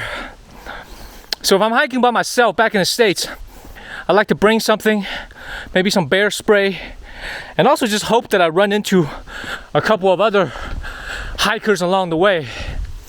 But here I don't think we'll be seeing any bears today. Certainly I don't hope so. I hope not.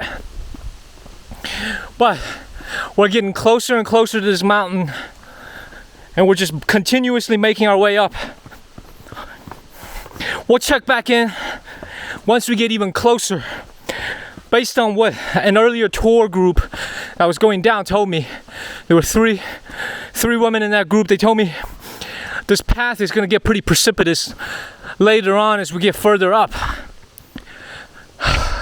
Maybe along the edge of the cliff. This is a good view of what we're seeing ahead. We're going to try to get all the way up there. So stay with me. We're continuously making our way up. I am still super excited now. The fatigue is setting a little bit, but we'll check back in as we get even closer, maybe to the halfway point. To the Junji Peak, we continue to go. forward and upward. All right, maybe I'm hallucinating but I hear tree leaves that were moving in the background. Have you ever been on a hike where you see my cameraman ahead of me? He's kicked my butt. He's leaving me behind now. I'm falling behind. But have y'all ever been on a hike by yourself and your senses become super heightened in the sense of alertness? Every disturbance of the tree branch that you hear, you think a bear is coming, a mountain lion is coming. Y'all ever have that? Here, I don't think I'll be seeing any mountain lions today, but I wonder if there are monkeys here.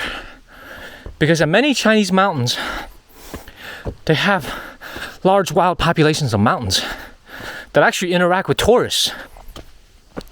They take your food sometimes even. They take your hat.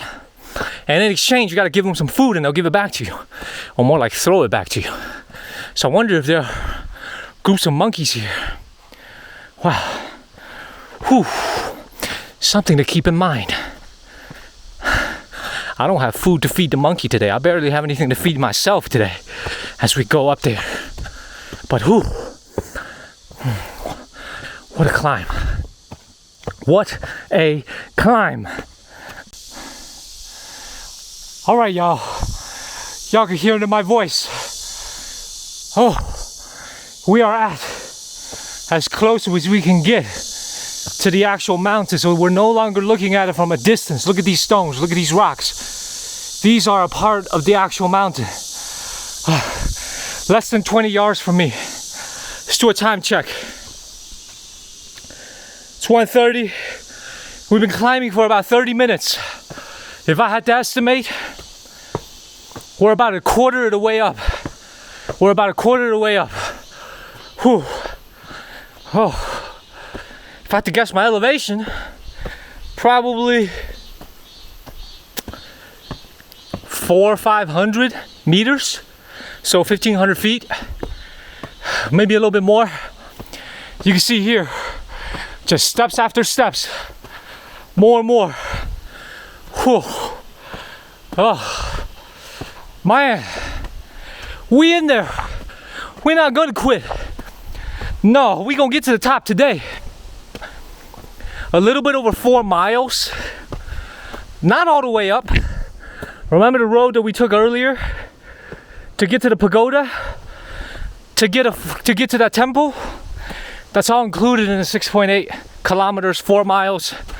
So, look at that. I can see the mountain. It feels like I could almost reach out and touch it. So, we're getting close. I can feel it. Let me keep making some progress. Oh, man, I'll be speaking to myself. My voice is bouncing off from the mountain. We gotta keep going. Whoo! Whoo! Can you hear that echo? We're gonna keep going up. Let's go. Y'all, look at this. I'm cheating a little bit. I'm taking a break. I wanted to show y'all. Oh, look at that bug. Look at that huge bug. Look at that. Y'all see that? Oh my God, that's big. All right. I'm gonna show y'all what my hiking gear looks like. I got some comfy Skechers Go Walk shoes. They got these bubbles on the back. They gave me great support. And when I'm coming up the mountain, I like to wear layers. Look at these layers I'm wearing. Because I know it may be 80 degrees and sunny down there, but it'll be much cooler when I get to the top. So whenever you go hiking, experienced hikers know this, but make sure you wear layers as you get closer and closer to the top. So temperature difference could be quite steep. Along with the hike up, you could be 80 degrees on the bottom, 50 degrees on the top. So you don't want to have sweat, all this sweat, exhausted, all this sweat, all your pores are open, and you get up there and you catch all this cold air, and next thing you know, you go home with a cold. So you don't want to do that. Make sure you wear your layers. I also have a little sun hat, protect protect myself. And I don't need it now because I'm being covered by the mountain. Oh, this is as close as I've gotten. Let me give it a touch.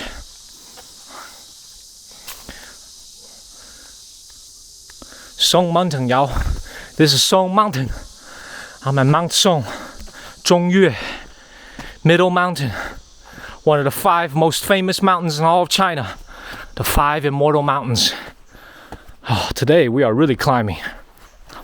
You see, go to our last episode and you're going to see the famous Shaolin Temple. This one, I showed y'all some temples, some pagodas, but this one is all about climbing. It's all about climbing. Look, and I'm not trying to be dramatic here. It's just step after step. I'm in relatively good shape. As you can see, I'm struggling, trying to catch my breath. Oh, I hope there's something to eat up there. Usually at these tourist locations in China, when you get midway, when you get to the top, there's going to be vendors. Vendors that are selling water, some sausages, hot dogs, Chinese hot dogs. So, simple things. You're not going to get a 5-star meal up there, but you should get something that'll fill your stomach. So keep that in mind. Bring your own snacks. And also, you are able... Now, you know what? That's something just occurred to me. Now will be a really good time to have an altitude measure. You know those things that you hang on your wrist and you can tell you what altitude you are at? I'm curious what altitude I'm at because it almost doesn't look that bad. Y'all see that? It looks like I'm almost at the end. Maybe I'm halfway, or maybe I'm just imagining things. I don't know. But we're gonna keep going because that's what we do.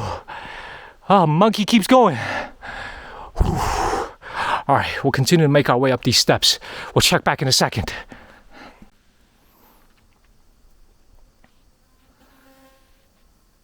My gosh, look at that, y'all.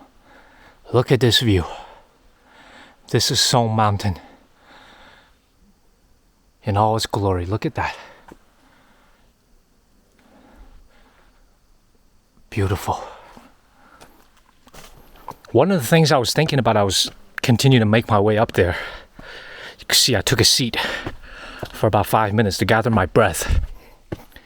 Is why are these 5 mountains so famous? Well, imperial history, emperors who have made their climb here, ceremonies performed here, legends and stories. But also another beautiful thing that you'll realize when you're climbing different mountains in China, not just these 5 immortal mountains, not just the 5 most famous mountains, but all kinds of different mountains. Ooh. Y'all see what just happened there? Almost slipped. But let me get back to my story. So, many famous mountains in China. There are the 4 famous Buddhism mountains, the 4 mountains associated with Buddhism. There are the 4 famous mountains associated with Taoism. There's the 5 most famous mountains. The one that we're on right now is the middle one. And then there's one more mountain that kind of stands in its own category. It's like the District of Columbia. It's not a state. It's not a part of any state. It's just its own city. And that's Huangshan, aka the Yellow Mountain. Perhaps the most famous mountain in all of China, in Anhui province. So what makes these mountains so unique and special when you make this climb is that you got to remember these paths here may not, these stones here, the stone path here may not have existed in this shape and form 1,000 years ago. But ancient Chinese people have been climbing this mountain for thousands of years, for millennium. And they've written poems. Great poets have come through here. Great literati, great artists, they've come here, they've drawn here.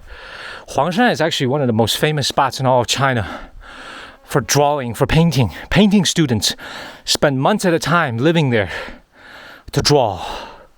So, it's just something about knowing that you're walking on a path. And you're walking along a path that a great poet from the Tang Dynasty, from the Song Dynasty, maybe a great artist from the Ming Dynasty has traversed hundreds, 1,000 years ago. And they saw the same thing that I saw. Look at this. Look at this, y'all. This is unbelievable. Look at this, y'all. We are literally on the mountain. And you just think to yourself, what do they think? They don't have emails to check. They don't have text messages, WhatsApps to answer. What do they think when they saw all this? I suppose that's why they made such great poems to express themselves. Now, we make Instagram videos, we make TikTok videos, we make YouTube documentaries. But it's just so special being here and looking at what our ancestors looked at hundreds of years ago. Whew, so special. Oh, I love this. 30,000 steps, y'all. We'll do a tally at the end of the day, see if we get there. But I really don't think this is that bad. I think I only have halfway to go. I can almost see it. I wonder how many tourists are going to be up there at the peak when I get up there. Over or under 20? Let me know in the comments. Over or under 20. Don't edit your comments after you've seen it. Over or under 20 do you think we'll see at the peak? All right, let's keep going up, guys. Let's keep going up. We're not going to stop. We're not going to quit. Let's keep going up. We may not find a gold tablet today, but we are going to get to the top. Y'all see this? Look at this, y'all. Nothing but steps. Nothing but steps. Whew. Feels like my heart is racing out of my chest. My heart BPM must be well over 150. We working, all cylinders are pumping. Nothing but steps, y'all. But this is nothing. This is a piece of cake. We're gonna keep going up till we get to the top. Come along for the ride. Come on, let's keep going. Let's go. I probably shouldn't shout so much. Attract a mountain beast of some kind. I should probably keep my voice down.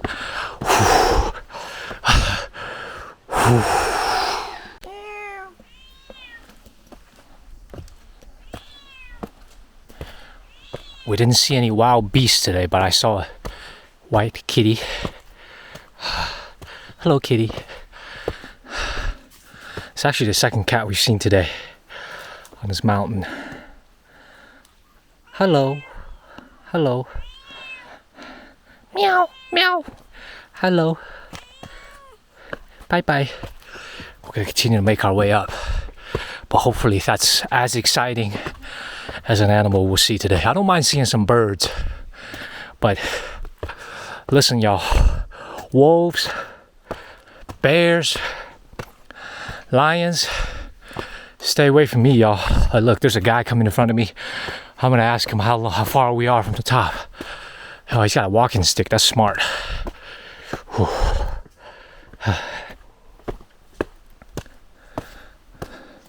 Hi, 你好，请问我们离那个军机峰还有多远？没多远了，但是这上面比较陡峭。哦，没多远。40分钟估计是这种。好，谢谢。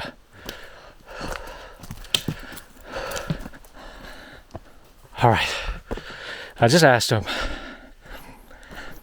how long we think it's going to take to get to the top. He said, well, distance-wise, you're not too far away, but we're about to hit the very precipitous part of this climb. Maybe 40 minutes left, he said. So time check, we started at 1. It's not 2 o'clock yet. 1:55-ish. So if it's another 40 minutes and we get a little bit of a rest in, maybe we'll make it up there before 3 o'clock. Let's see. All right, we're not in a competition against anything except my pride. Accept my pride, that's right. Yeah. No. But I gotta be very careful filming when I get up there, because I think this is the second person that's told me we're about to get to some precipitous parts. So I'm gonna try to get y'all a sense of what it looks like, but I may need to put the camera away at certain parts. Let's see what's awaiting us. Let's see what's awaiting us up there.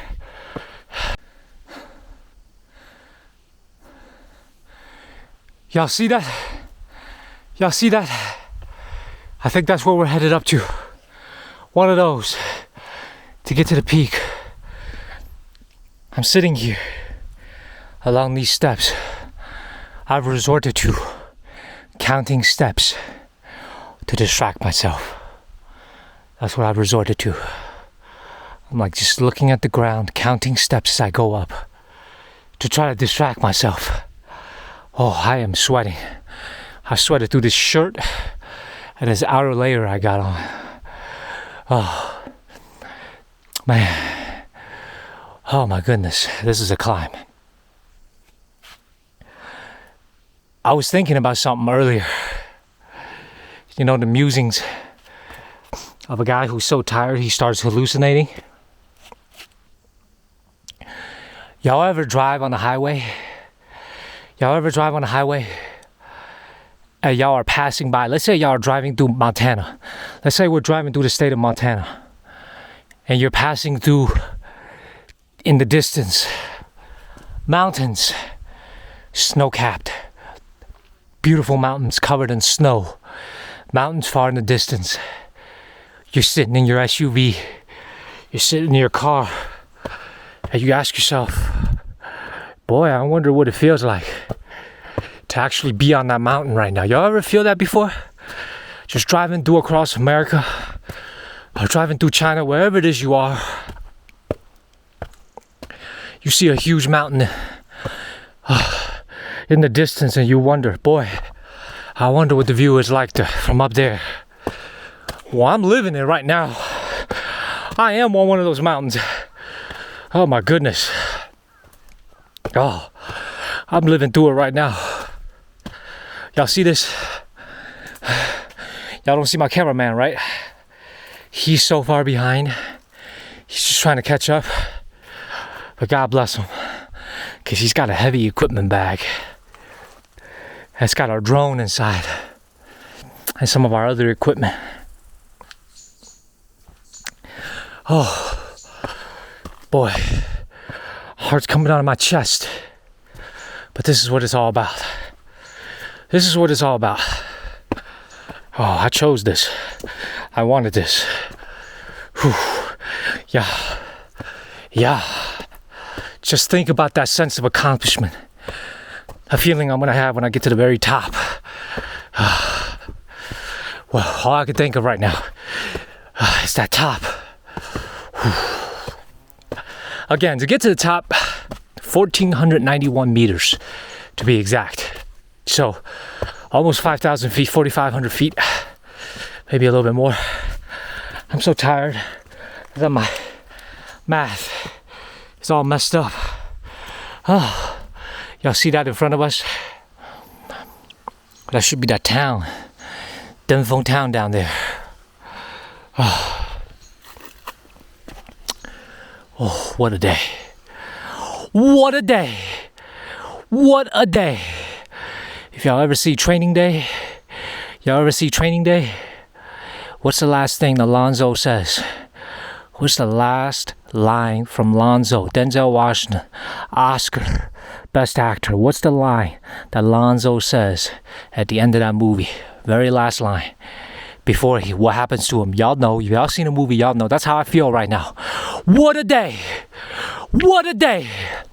I'm going to keep it clean. No curse words. Look that up. Look that movie up.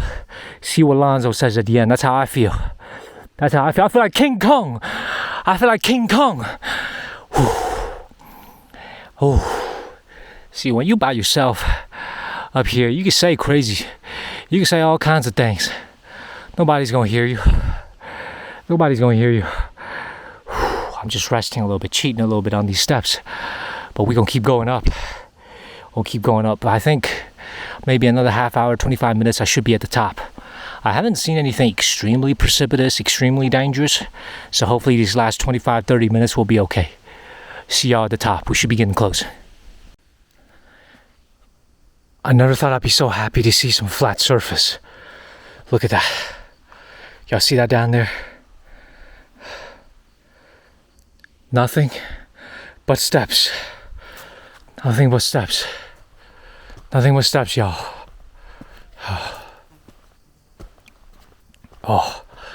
I never was so happy to see some flat surface. I really do hope they sell water up there.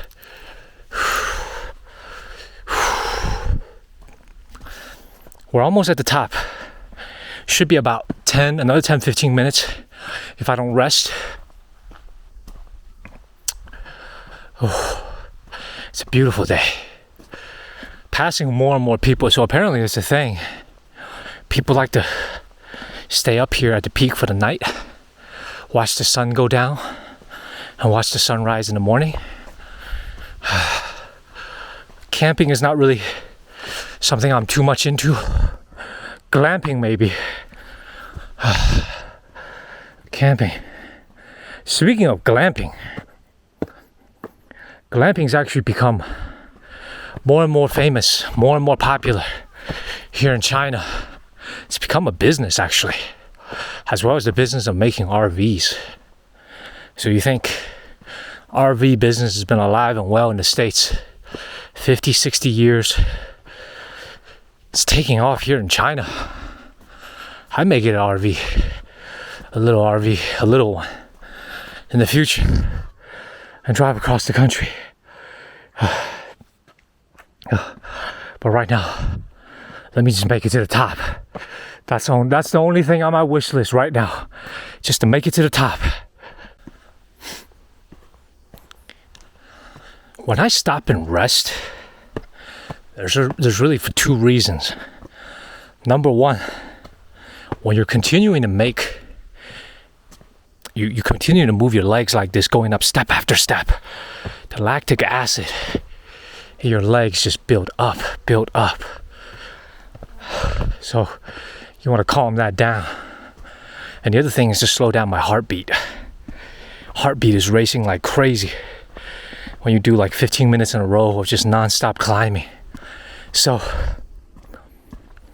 okay, I see some structure ahead of me.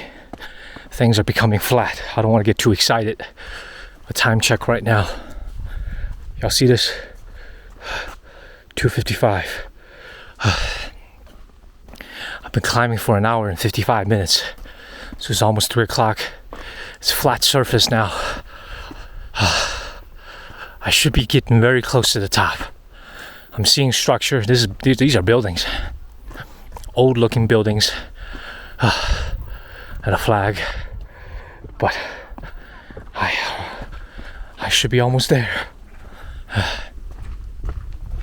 Wow. Gotta watch my step here.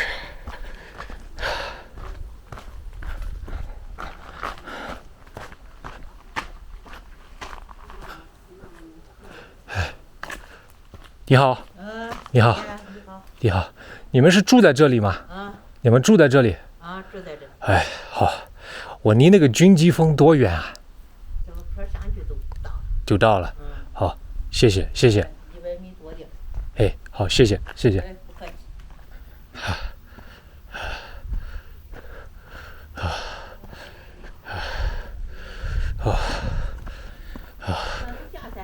哦，这下山了，这上山。上山往这儿上。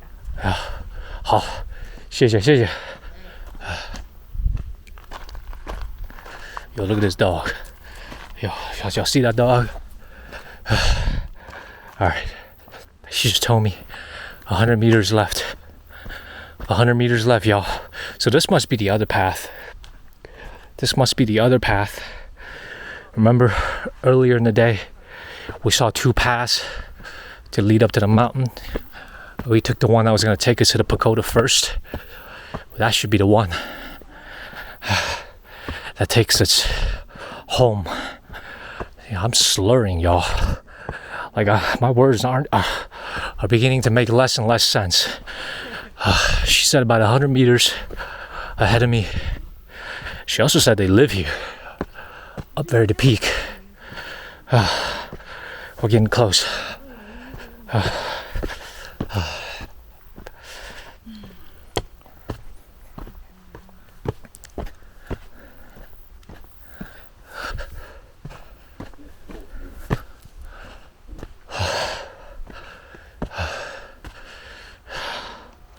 Here's another building. Here's another building.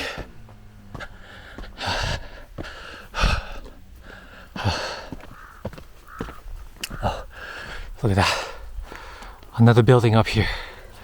More buildings here.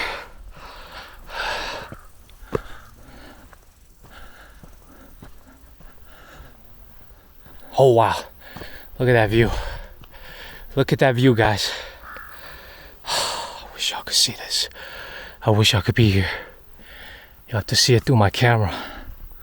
But overall, look at that. Look at that. God bless this country. So beautiful. Oh, I make shed a tear when I get up there. 2 hours. Time check. 2:56 p.m. We've been climbing for close to 2 hours. We're about to reach the top of Seoul Mountain.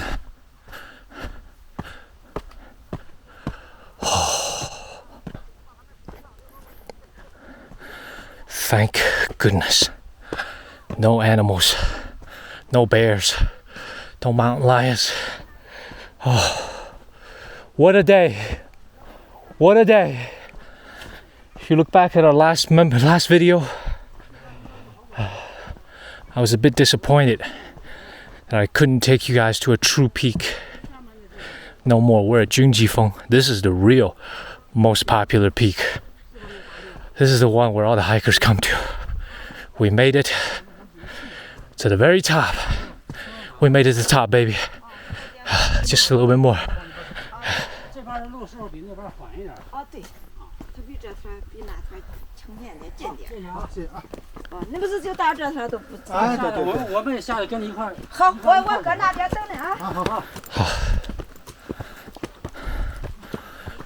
We're getting close.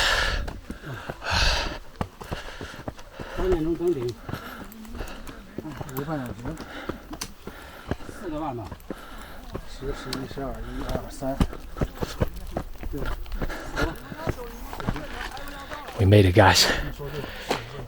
We made it to the top. See, I'm so tired. I can't even speak. I'm so tired. Oh, look at this, y'all.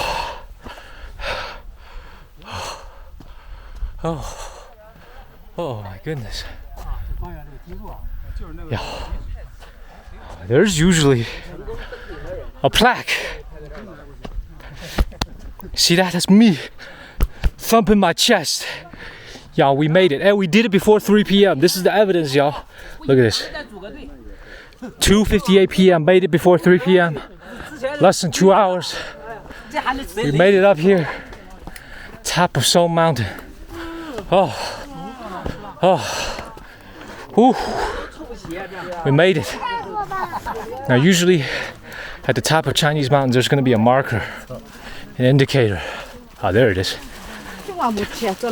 See, I can't stop until I see it. Here it is. Boom. Y'all see it? Oh, we made it to the top.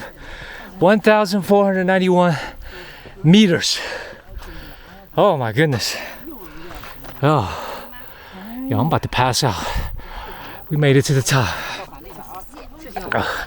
of Seoul Mountain. That seems to be right there. A water reservoir down there. Y'all see that?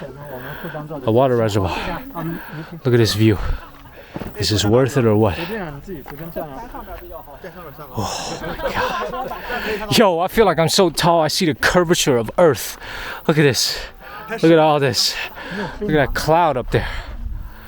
Whew. Oh.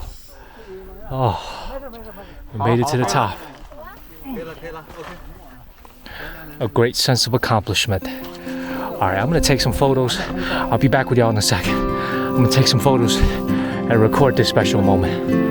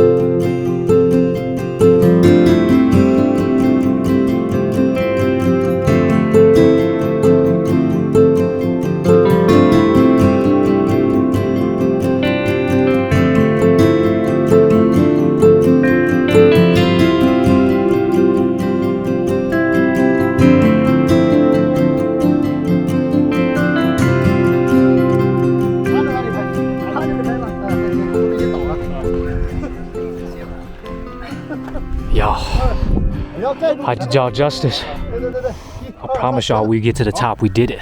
Less than 2 hours. By 1 minute. But we made it to the top, y'all. I promise y'all we get up here. There's a lot of people up here right now. They're all taking photos. I took a few myself. I finally caught my breath. But you saw the plaque. Exactly 1,491 meters above sea level. Over 4,500 feet. Put that into perspective. Mount Everest is like 8,000 meters. So Mount Everest is like 5.5 of this mountain. What we just did today, Mount Everest is like 5.5 of these. Oh. See, now what I need is some of these. Y'all see that? See that, y'all? Somebody was eating sunflower seeds up here and drinking water. What I need is get some water. Oh, look at that. Look at that. Highest point of Seoul Mountain. It's a beautiful day. Absolutely beautiful day. What I'm gonna do now is find some water and begin to walk around, see, look at these old buildings that I saw on the way up, and then I'm gonna begin to make my way down using a different route than the one we came up here with, and see if we can make our way to the final temple before it closes. What a day. What a day.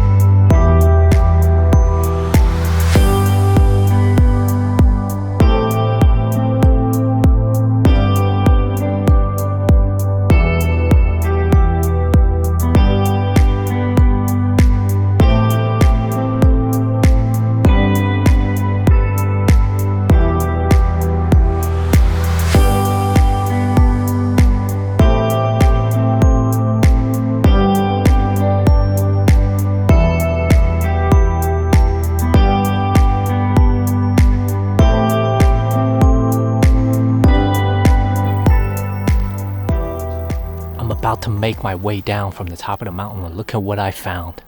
Look at what I found. Look at the size of this spider here. Y'all see that? Y'all see that poisonous spider right there? I'm gonna watch my step and make sure I don't fall down there. Look at that. Y'all see that? The side of that spider? It's got yellow stripes running across its back. Look at that. Look at how many bugs, tiny bugs, its web has caught.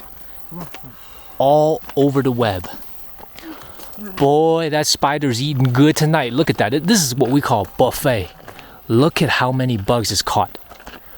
Whew. So now, let me zoom out. So now, we're making our way down. I've spent about 35-40 minutes up at the peak, just taking in the views, reflecting, and mostly catching my breath and slowing down my heartbeat. We're going to walk down the mountain now. We're going to take the other path, path number 2 that you saw on that big map when we walked in. Hopefully by the time we get to the Songyue temple, it'll still be open. Now it's looking a little bit shaky. It's looking a little bit questionable. So let's make our descent and see what time it takes us to get there. Again, it's about 3:40 right now. I've spent here 40 minutes up here. Lots of people came and went. Again, highly recommend, now that I've been to this peak, the Junji Peak, the main peak here at Song Mountain, I highly recommend coming here if you want to get a nice hike in.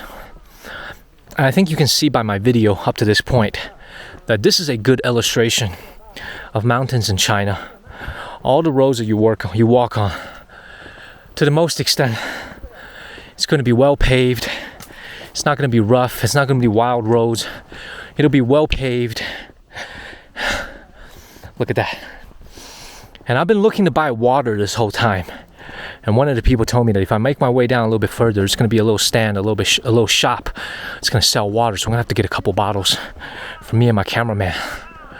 But still winded. Still a little bit winded. It's a little sign here. Oh.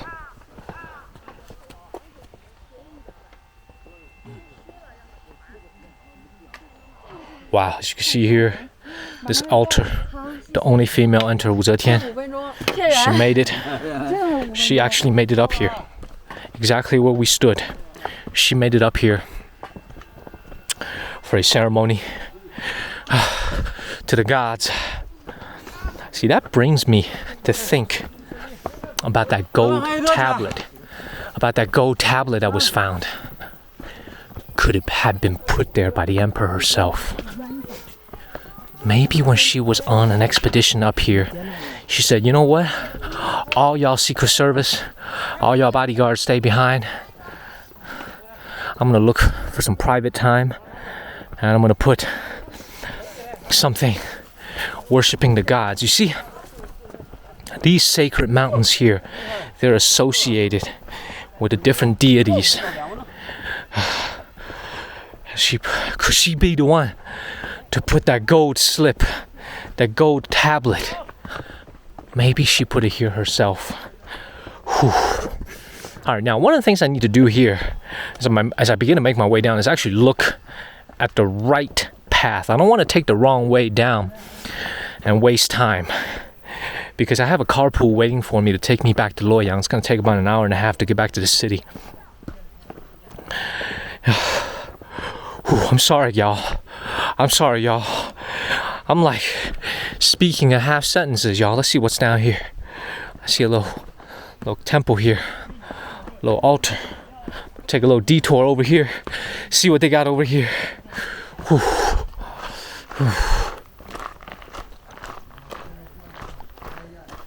So according to what I saw, the actual altar itself has been destroyed.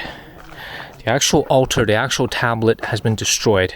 But this should be, unless I'm mistaken, this should be a place of worship of Buddha. 你好，你好，你好。Oh, wow. Oh, wow. Okay, you see? This is a Tao worship. This is no photos? Okay. Oh, no photos. But that was a Tao temple. You saw some Tao deities up there. Take a look at the view from up here. Wow, look at that distance. Beautiful. Beautiful. Alright. We're gonna continue to make our way down. What is going on? I'm winded even going down. See, that's what happens when you have no lunch. You got a little light breakfast. Actually, I had a big breakfast because I knew we were going to be climbing today. Winded. Oh, here's that black dog again. Oh, there's a white one too. Black and white dog. So they just chilling. Look at these dogs. They're just chilling. Look at that. Look at this dog just chilling. What up, dog? Oh. Wow.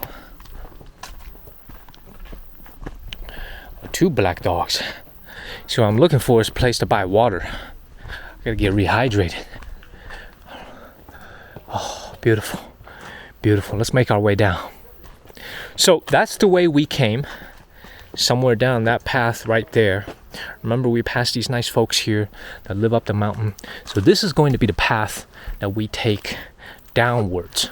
Remember, you see that sign here? 3.8 kilometers. So we climbed a good 3.8 kilometers, just over 2 miles from Fawang Temple and then the pagoda we saw earlier.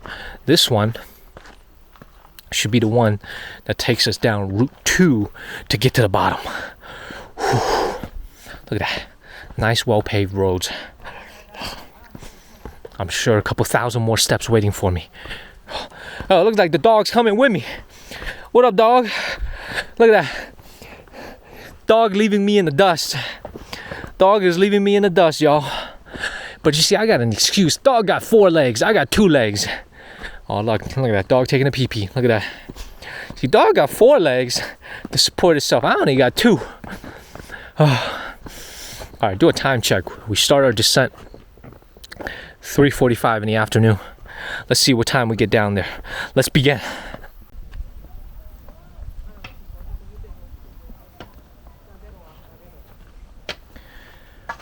What a view, y'all. What a view. That right down there. You see that town down there? That is the town that I see. That's Demfeng. That's the town I was talking about earlier. Sitting at the foot of the mountain. If you're coming here to do your hike, you're coming to Song Mountain, perhaps you should think about getting a hotel down there if you're going to stay multiple days. We took the car here from Luoyang City, which made it a little bit inconvenient when I wanted to come back here for a second day. So we had to do another hour and a half of driving up here. Look at that. It's Demfeng City, right in the distance. We're making our way down. Oh, we're making our way down.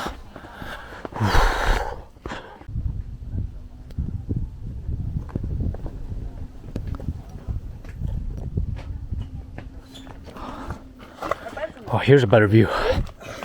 That was a better view. So now as I'm taking this path down, it's occurring to it strikes me that I think more people come up and down via this route than the one that we took. So we barely saw any people coming up. Now there's some kids behind me. I'm seeing a lot of people on the way up. So you know what that means? Ain't no bear attacking me today. No bears attacking me today. Because of all these people, all this commotion, all this noise. We got an estimate about 2 hours to make our way down, but I feel like I could do it in an hour and a half. And most of the way is this nicely paved road. I was able to buy some water too. When you buy water up here, it's very, very expensive because it's not flown up here by helicopter, y'all. It's carried up here by hand. So you don't see any cableways here, right? You can't even use cable to bring it up here. I asked the vendor just now when we were buying water how much they pay for a laborer to bring it up here. 2 yuan per jing. Jing is half of a kilo, 500 grams. Let that sink in. 2 yuan. So 30 cents for every 500 grams, and someone's gonna bring it up in bulk, and they'll pay for it. They'll pay for the whole payload. And that's what this store down here is. You see that little stand here? They set up a shop there. You can get water, you can get snacks, you can get some sugar in your system, some chocolate. That's all brought up here by hand. And I want to see if I can run into one of these guys when they're coming up. You see them in all different mountains in China. They usually have a wood pole. And what they'll do is they'll carry load on both ends of the pole. I mean, it's one of the most incredible acts of human labor I've ever seen. So incredible. Even though the price is very high to pay for a bottle of water, I'm very happy to pay for it because I know it took pure sweat to bring it up here. I had trouble even just getting up here. Imagine coming up here with 50, 60, up to 100 pounds of load that these guys traverse up the mountain day after day on their shoulders. It's unbelievable. Y'all see, I'm not saying as much on the way down as I did on the way up. And I'm trying to go slower and more steadier. Why is that? Because y'all look at these steps. They're pretty thin steps here. So I gotta be real careful with every step that I take, because I don't want to end up rolling down there, because that's when you have a real bad day. But look at that. We're gonna get a nice view of the cliff side coming up. Look at that. Look at that. So I'm trying to hold on to this railing here as much as I can when I go down, protect my knees a little bit. But also just being real careful.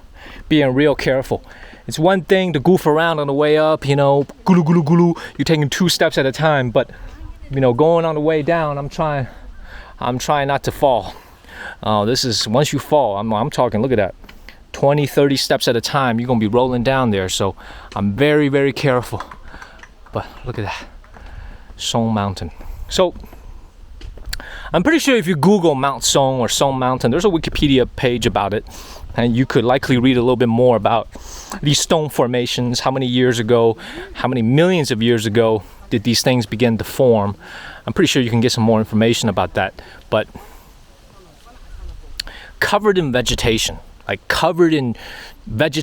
trees, it's just an awe-inspiring scene. I don't even know what to say. Like, it's just, I don't know what to say. I'm just making my way slowly down here. This is coming up towards the end of our stay in Luoyang City. We've done a lot of things, and this part of the country is very, very dear to me. This part of China is very dear to me because in my blood, I have blood from this part of the country, this exact province as well, Henan province. And also I have blood in me from the neighboring province, Shanxi province. So, you know, you look at me and you see me speak English. I grew up in the States, but this is where I was made. This right here is where I come from, where I was made. And I'm very proud of that fact. So, as you can see in our channel, this is going to be a very early episode in our channel. And this is why I say, you know, I hope you stay with us. You hit that subscribe button and stay with me, because this is just the beginning. But there's a reason why I chose this place, these middle part of China, as the place to start my journey of recording the things that I see, all these beautiful things in this beautiful country, is because this part of the country is very dear to me. I'm from here. So there's no place better to start than where you're from. It makes me extremely proud to be able to film everything, as tiring as it is. I mean, I'm not gonna lie, man. When you're trying to climb up here, you're dealing with the steps and you're shouting on the top of your lungs to make sure this camera can hear me. Like, it's tough work, but I love it. I really do. Like, honestly, I love this because I'm getting to record things about this beautiful country. Good vibes, good things, nothing negative. We don't need any more negativity in this world. Just good things.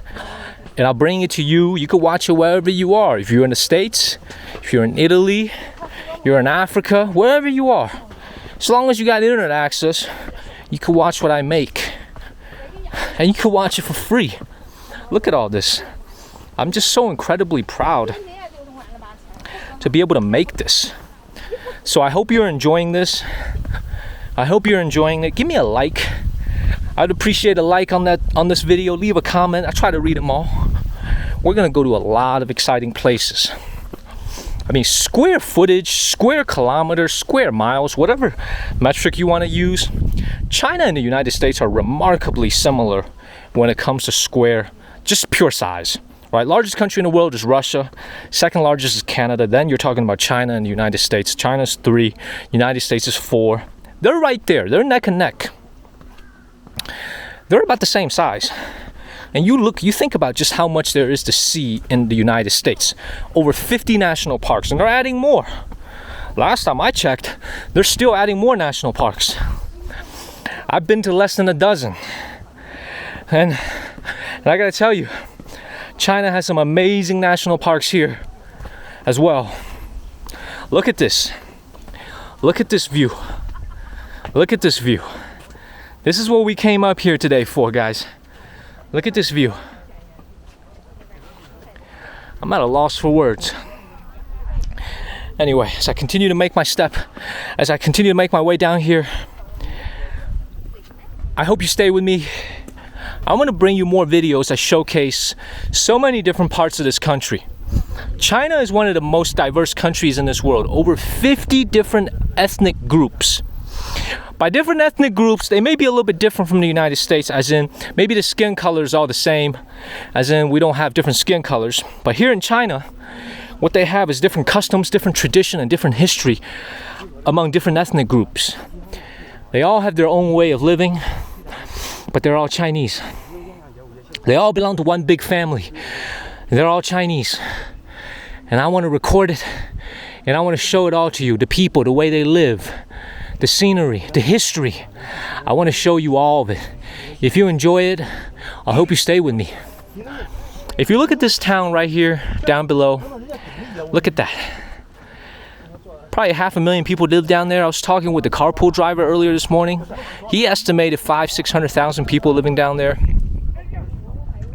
I think that's where they get their water from. You see that reservoir up there? I think that's their water source. They probably collect rain source there.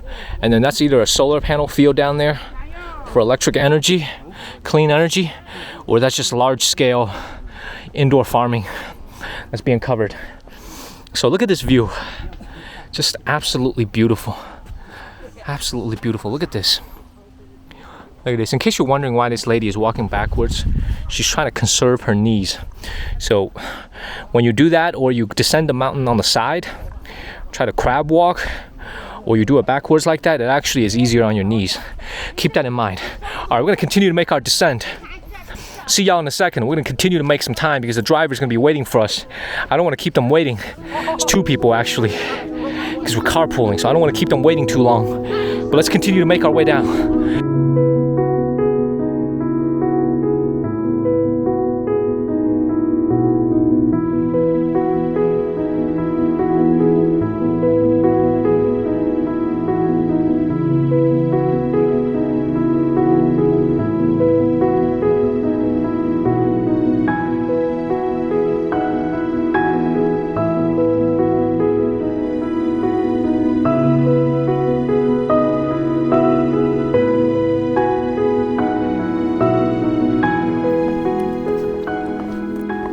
We've been descending the mountain for exactly an hour.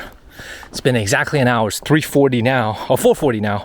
We started at 3:40, so it's been an hour, and we're getting closer and closer to the level of that town over there. So I know I'm making progress. But the view coming down was quite different from the view going up. I think what they're doing here is that these 2 paths are designed to circumvent this peak here. So you're kind of like, you're coming in from one side and you leave on the other side. The view down is much more majestic. Like the view up, there was a lot of obstruction, trees, leaves. Here, I had some wide open views, as you saw earlier, of the entire town down there. So I think we're coming up on another temple here. Oh, yeah. Definitely, there's one more down there. Whew. And I see some calligraphy. Y'all see that? Y'all see that calligraphy on the wall right there? So I think we should be getting very close to the bottom. Hopefully our driver didn't leave us. Hopefully he didn't just say, forget this guy, I'm going back to Luoyang. We'll see if he's still waiting for us. Ooh, look at that. There's a temple here. Yeah. Beautiful. Beautiful. All right.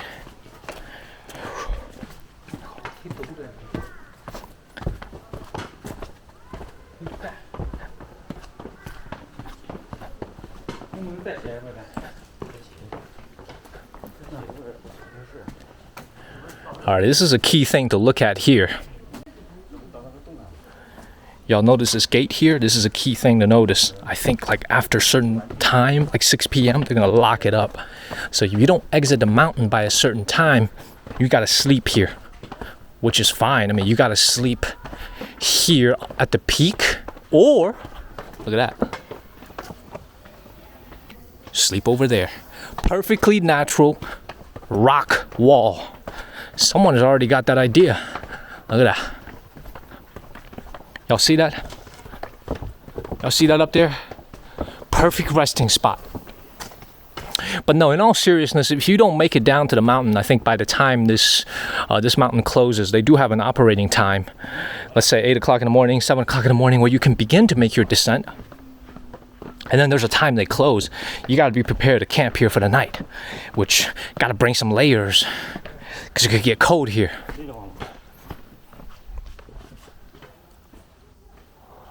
All right.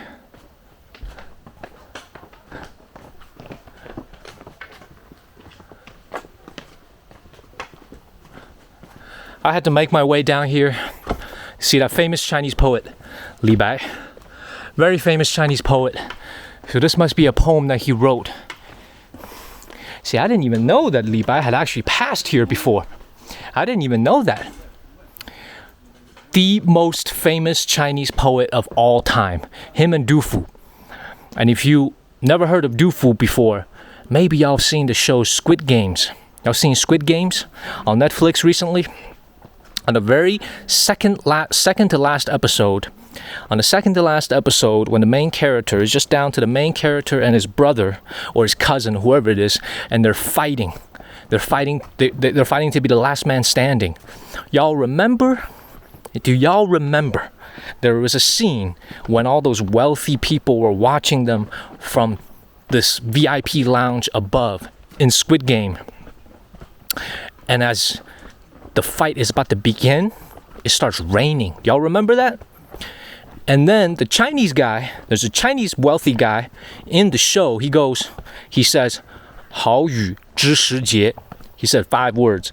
Y'all could go back to Netflix and check it out if y'all don't believe me.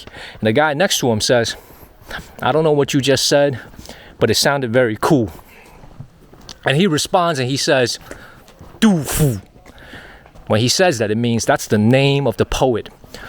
That's the guy who wrote these words. So these two are the most famous Tang Dynasty poets. They're also the 2 most famous poets in Chinese history, period.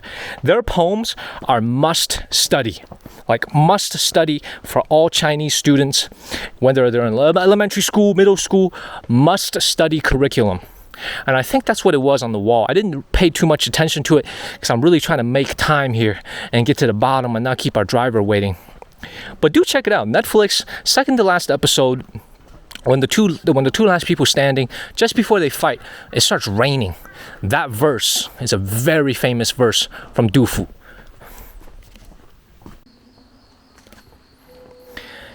I found this, you know what, of all the plaques that I've seen, this may be the one that's the most helpful. Over 30 emperors in Chinese history came to Song Mountain that you see here. And who gets middle spot? Who gets the most important spot? Wu Zetian. The only female emperor in the history of China. Over 30 emperors right here. Han Wudi, the great emperor of the Han Dynasty. And here, the great emperor of the Qing Dynasty. That's Qianlong. You see Qianlong, you see the way he's dressed here? Traditional Manchu style, yellow. Color reserved for the emperor. You can't walk around wearing yellow like that if we were a commoner back in the Qing Dynasty. Look at the way he's hunting. Look at that. Look at the way his horse looks. Look at this. This is the Qianlong Emperor. This is when he was young. The Qianlong Emperor, during the course of his life, he made many, many trips throughout China. He went south, he went west, he went to many different parts of China. He was an avid explorer, and more importantly, he loved to hunt. He was a great hunter. And when the emperor is hunting, he's usually accompanied by a full staff. I mean, I'm talking about hundreds, if not thousands of people accompanying him when he is hunting. This is something that Qianlong used to love to do when he was the emperor. He used to love to walk around. He used to love, he didn't walk around like a commoner, but he used to go and he wanted to see how the common people were living inside his empire, inside his dynasty. Qianlong, also one of, if not the longest reigning emperor, king, monarch, whatever you want to call it, in the entire world. And I believe the longest reigning emperor in the history of China. And I thought I read somewhere that at one point he was the longest reigning emperor, head of a country or head of a dynasty in human history, but he may have been surpassed by a couple of modern day kings. You know, they tend to stay on the throne for a long time these days. So, because they're largely symbolic heads of state, like symbolic kings and queens nowadays, so they probably stay on the throne for a bit. But Qianlong was not a symbolic figure. He was truly the emperor of China. What he says was the law of the land, one of the great emperors of the Qing Dynasty. And he came here to Song Mountain as well. So as we're leaving here, we're getting close to the end. I've walked, remember I started at 3:40, it's now 5:25. So it's been 2 hours, almost 2 hours, an hour and 50 minutes, hour 45 minutes that I walked to descend. And here you can see those ticket turnstiles. I believe I've reached the end. So we're gonna go and meet up with our driver now. And it's been a great day here. It's been a great day here. I'm gonna go to the city of Luoyang, another hour and a half in front of me. Something is going on, so there seems to be a performance, a show of some kind. A lot of kids are gathered here, but I'm so tired. I just want to eat. I want to eat something. I'm trying to understand what's going on here. Oh my God. Oh my God.